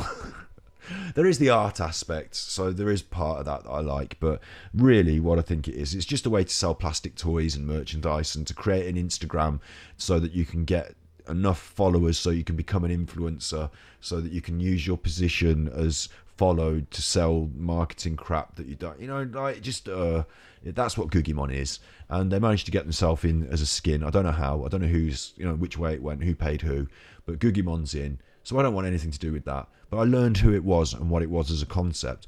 And it's an interesting concept, having an Instagram page for a fictitious character that you've invented so that you can generate enough popularity to sell toys to children. Yeah. What did I learn? What I learned is I like strategy. I like strategy games. I like being strategic. And I don't like it when in Fortnite, the speed, the hypervigilance thing of everything happening at once, someone flying in on a boat, someone blowing up your strategically built fort with their spaceship, the RNG of did I get a good gun or did I open a chest that contained another chuffing Grabatron, like that annoys me. I like being strategic, so if my strategy is completely obliterated by your randomness, that annoys me. That's what I learned. I learned as well, it's all meaningless. This is just nihilism. This point is nihilism. It's all meaningless. It comes to nothing. Only your feelings about your skins remain. When you see someone running around as Prismatic Rick, you don't think, oh, just like me, there's another person who's gone on the grind. They've achieved that. They've put the hours in like me. You don't think that. You think, did they buy that? Have they just bought that? Have they bought that? That's what you think. And then you think, well, it's all meaningless anyway, isn't it? Whether you bought it or ground it up, ground it down, ground it up or down. Whether you're grinding it or whether you're buying it, it means nothing anyway. I've got it, and whether I like it or not is all that it means to me. I don't know. Was it worth it? These are some conclusions that I've written, some quite long ones. So I'm just going to read them and try not to go off on a tangent. Was it worth it? Well, if Epic decide to sell the skin in the shop, it does devalue it. But for me, the positive was I kind of ended up being part of a Fortnite squad. We play several times a week and have multiple members who drop in and out. It's social as well as fun, so I will continue to play with the squad. The negative is this creeping feeling that I could be doing something more meaningful, that we could be meeting up as a squad in different virtual worlds and having more meaningful experiences. If I had a magic wand, I'd buy the full squad, a great big PC setup rig, and we'd all sit down and decide on a longer term RPG. Like what do you call them? Like World of War, not that one, that's bad now, isn't it? Like Final Fantasy, whatever. We'd decide on a different game that we could all play. I'd set them up with the full rig so that we could all do it together. It's not just about who's got a Switch and who's got a PlayStation and whatever. We'd decide and we'd choose. I think one of the reasons we don't do this is because we don't choose altogether. We sort of drop in and out. Like I said, we're general squad. There's about 6 or 8 of us who, if you're online, you might drop in, you might pop in, you might play. 3 or 4 of us might be playing more as a core today and have things to talk about, so we might not invite everyone. I don't know. You know what I mean? Like, it's a social, but we haven't got together and said, what do you want out of a game? When do you want to play? Would you like more hardcore raid content? Could you be getting more out of your experience? Should we be investing our time as well as our money into something different? But yeah, if I could change that with a click of a switch, with a flash of a magic wand, I would. We'd be doing something more wholesome, more fulfilling. All of our games, all we ever got was some stats and some wins and some skins. We had some fun as well, didn't we? We had some times together. And I've got some video footage of some of it that we can turn into this. And I've got this thing that I'm creating now. And we've had this whole 3 hours of stream as well. So we've got more than that, and we've got a bit more in the metaverse. But really, what have you ever got out of it? It's just some stats and wins. And I know you can say the same for other RPGs, but I felt my Skyrim experience dwarfs my Fortnite experience. What I got out of Skyrim, these feelings, these emotions, these experiences, the fulfillment of going through a longer term quest, a bigger objective, and gradually getting there, becoming stronger, defeating enemies, setting the world to rights, being the arbiter of war, solving a civil war. There's complex things, more depth. I got a lot of depth out of that I'm not getting from this. So that's something I found out. I learned I can see the level above us, but we've talked about the levels. Good. When I finally got the Rick skin, I only played a few games with it. He's a bullet magnet. He's multicoloured, look at me sign with a big target head. And I feel happy that I got it. And I feel like I won the season. I don't know how to explain that. I feel like, this season of Fortnite, I completed it, if that makes sense, in the same way as you might complete Skyrim, and now I've put that down, I don't have to play it. Now I don't have to play any more Fortnite this season. I got the skin. Yeah. That's something I learned. My final thoughts, and will I do it again? Since I no longer have the need for XP this season, as I really don't care for any of the other skins, and I think just by playing the team games every week with my squad, I will actually end up picking them up. I don't have a need to go on and grind the daily quests and get the XP. But I still have an urge to log on daily and complete the quests. I've been pushing my... Hello? I'm here making a video about Fortnite, mate. I'm here trying to make a video. You can chuff off in your boat. That can get in the edit as the bloopers, can't it? Oh, we're losing kilobytes now. Come on, we weren't doing that for hours. We're pushing. We need it at the end now. I've got this really important point to make, and this is a good point to make now. This is a good one. So, congratulations if you're here to hear this. Congratulations if you're here to listen to this. I started pushing my teammates to help them get their quests. now that I don't need to do mine. They say it takes 30 days, or is it 60 days, to develop a habit. Well, I've developed a habit. The dopamine fix from completing my daily quests and getting my 5-10 battle stars and a new thing on the battle pass that I've been doing every day for 30 days has developed into some sort of habit in me. And so to get that stat point fix, I'm now encouraging my teammates to finish their battle pass, regardless of whether they want to or not. Oh, there goes the tummy rumbling. These are all the signs. I'm nearly at the end. Come on.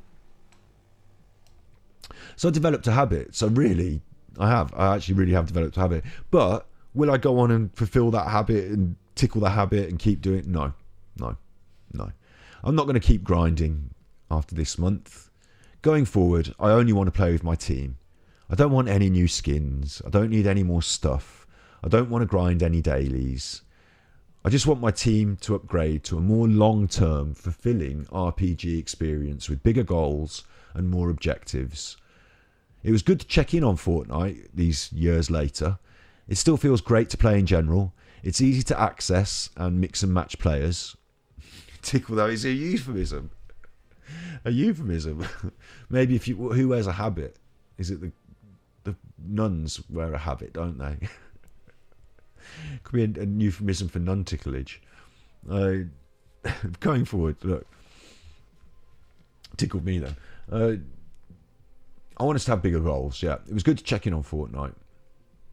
It was good to mix and match with players in the squad and have fun. So I'll keep doing that. I'm not sold on the whole metaverse idea, this island of fun, the Ariana Grande concert. I haven't bought into that whole idea. I don't think I'm going to be diving into their future metaverse offerings. But I did look at this island, this location for these videos, and play some of the mini games for about 5 minutes. I just want the future of Fortnite to feel fair. That's the takeaway I wanted to. If I could give something to the developers, if they wanted to get any feedback from my nonsense, I'd just like it to feel more fair, to feel less randomly imbalanced. Just a fair playing field for us all to compete on. That's what I want. And I'd like for the Defend the World or the one-player mode or Save the World, whatever it's called, to be available on the Switch. Because at the moment, we can't cross-platform. We can't cross-platform play that, and I can't play it at all because I'm on the Switch. So come on, pull your finger out. Let's let my team do that. We could have fun doing that. Thanks. With all your bajillions of dollars. Epic. And that's me. That's my points, isn't it? That's my points. I think I've got one more thing to say. Which was about... I don't want any skins. Yeah, this was my final point. And what a final point this is going to be. What a final point this is going to be. This will blow your mind. This will blow your mind. I'm going to have to go to Big Face for this. Look, we've got the chat back now. I don't know if this will edit into the video or not. I don't know how it will edit into the video, so I'll just say this. If you want to watch the video, it'll be on Ganji Kid Art Chat. We've got Ganji Kid, which is the stream archive on YouTube, and we've also got Ganji Kid Art Chat, which I'm trying to turn into a channel by doing things like this. Art, the games are the art, and the chat is us, and we're experiencing and talking, discussing. Okay, look, get on with it, Scott. Your final point. Scotty Hotty's final point.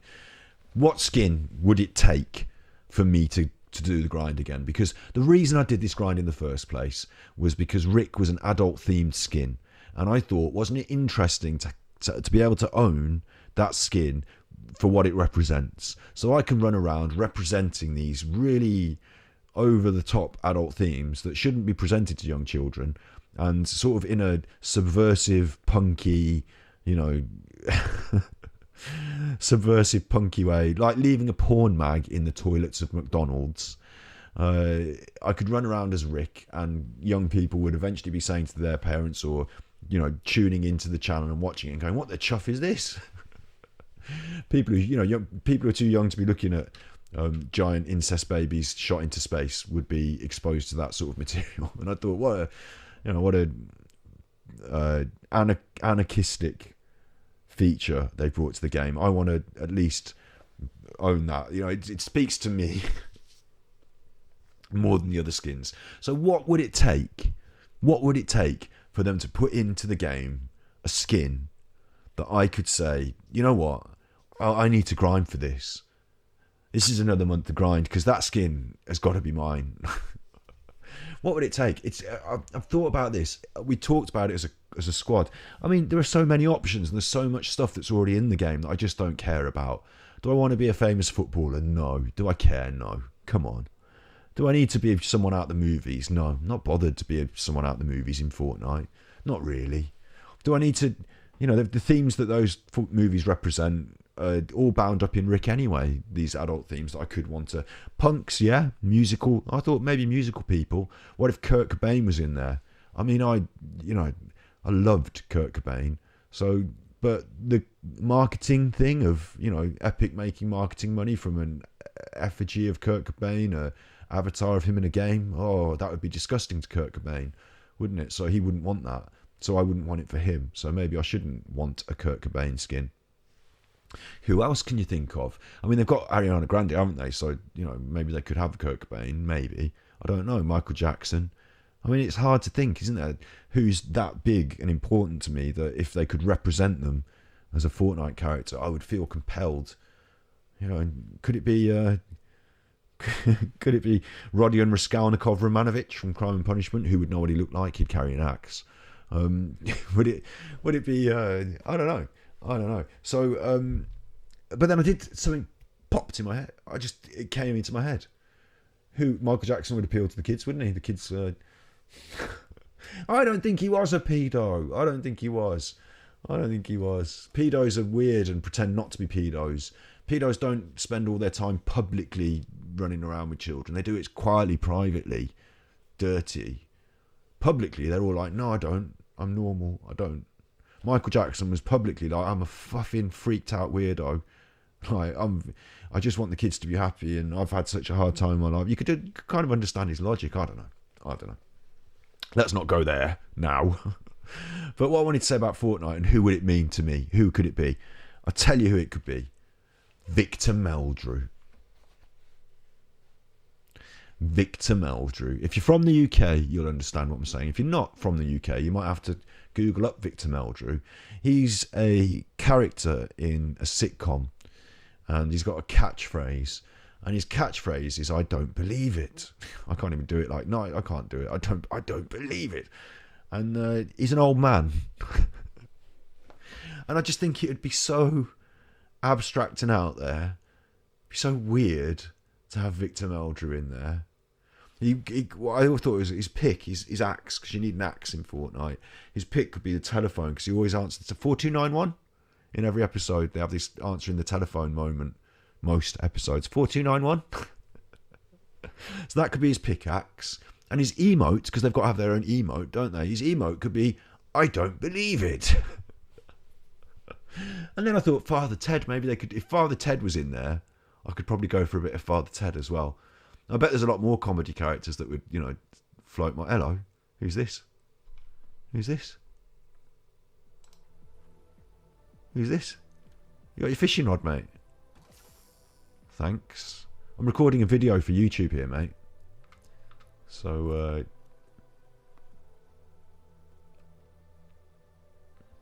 they'll be confused by that. They won't know what that means. See? Thank you very much. They're just going to go and do some fishing. We'll watch them do their fishing. We'll just watch them doing their fishing. There we go. So that's who I thought. I thought the only thing that could drag me back into that grind, the only thing that I could really cherish on this game would be something so abstract and out there that not everyone would understand, with such a kitsch value as Victor Meldrew. And other than Victor, I mean, you could even go through more things like that. And I think they could put the Blackadder figures, and I'd probably not bother. It's probably not worth it to me. Look, chuff off and recording my video. They could put the Blackadder figures, I'd probably not bother. They could have, who else, there's not that many figures. For some reason, I come up with Victor Meldrew. So that's my final thought. And I'll edit in a shot of Victor Meldrew to really ruin the video at the end so that the DMC can come in. Can you hear my tummy rumbling? Jeez. I need to go and eat something. But that's my final thought. Victor, what are you doing? If I had a gun, this chuffer. Look, this is it all over now, isn't it?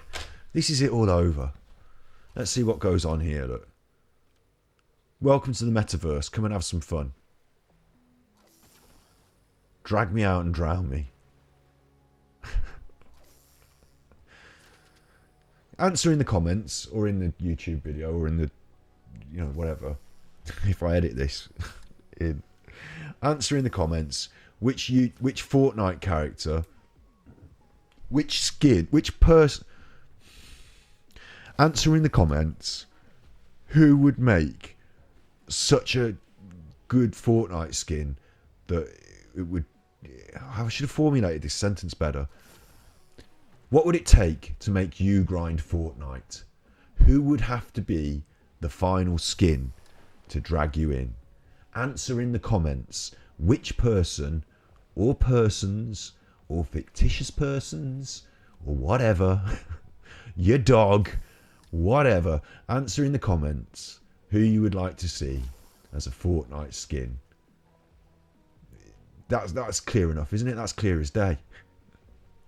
Call to action. I'll give you another call to action. Like and subscribe.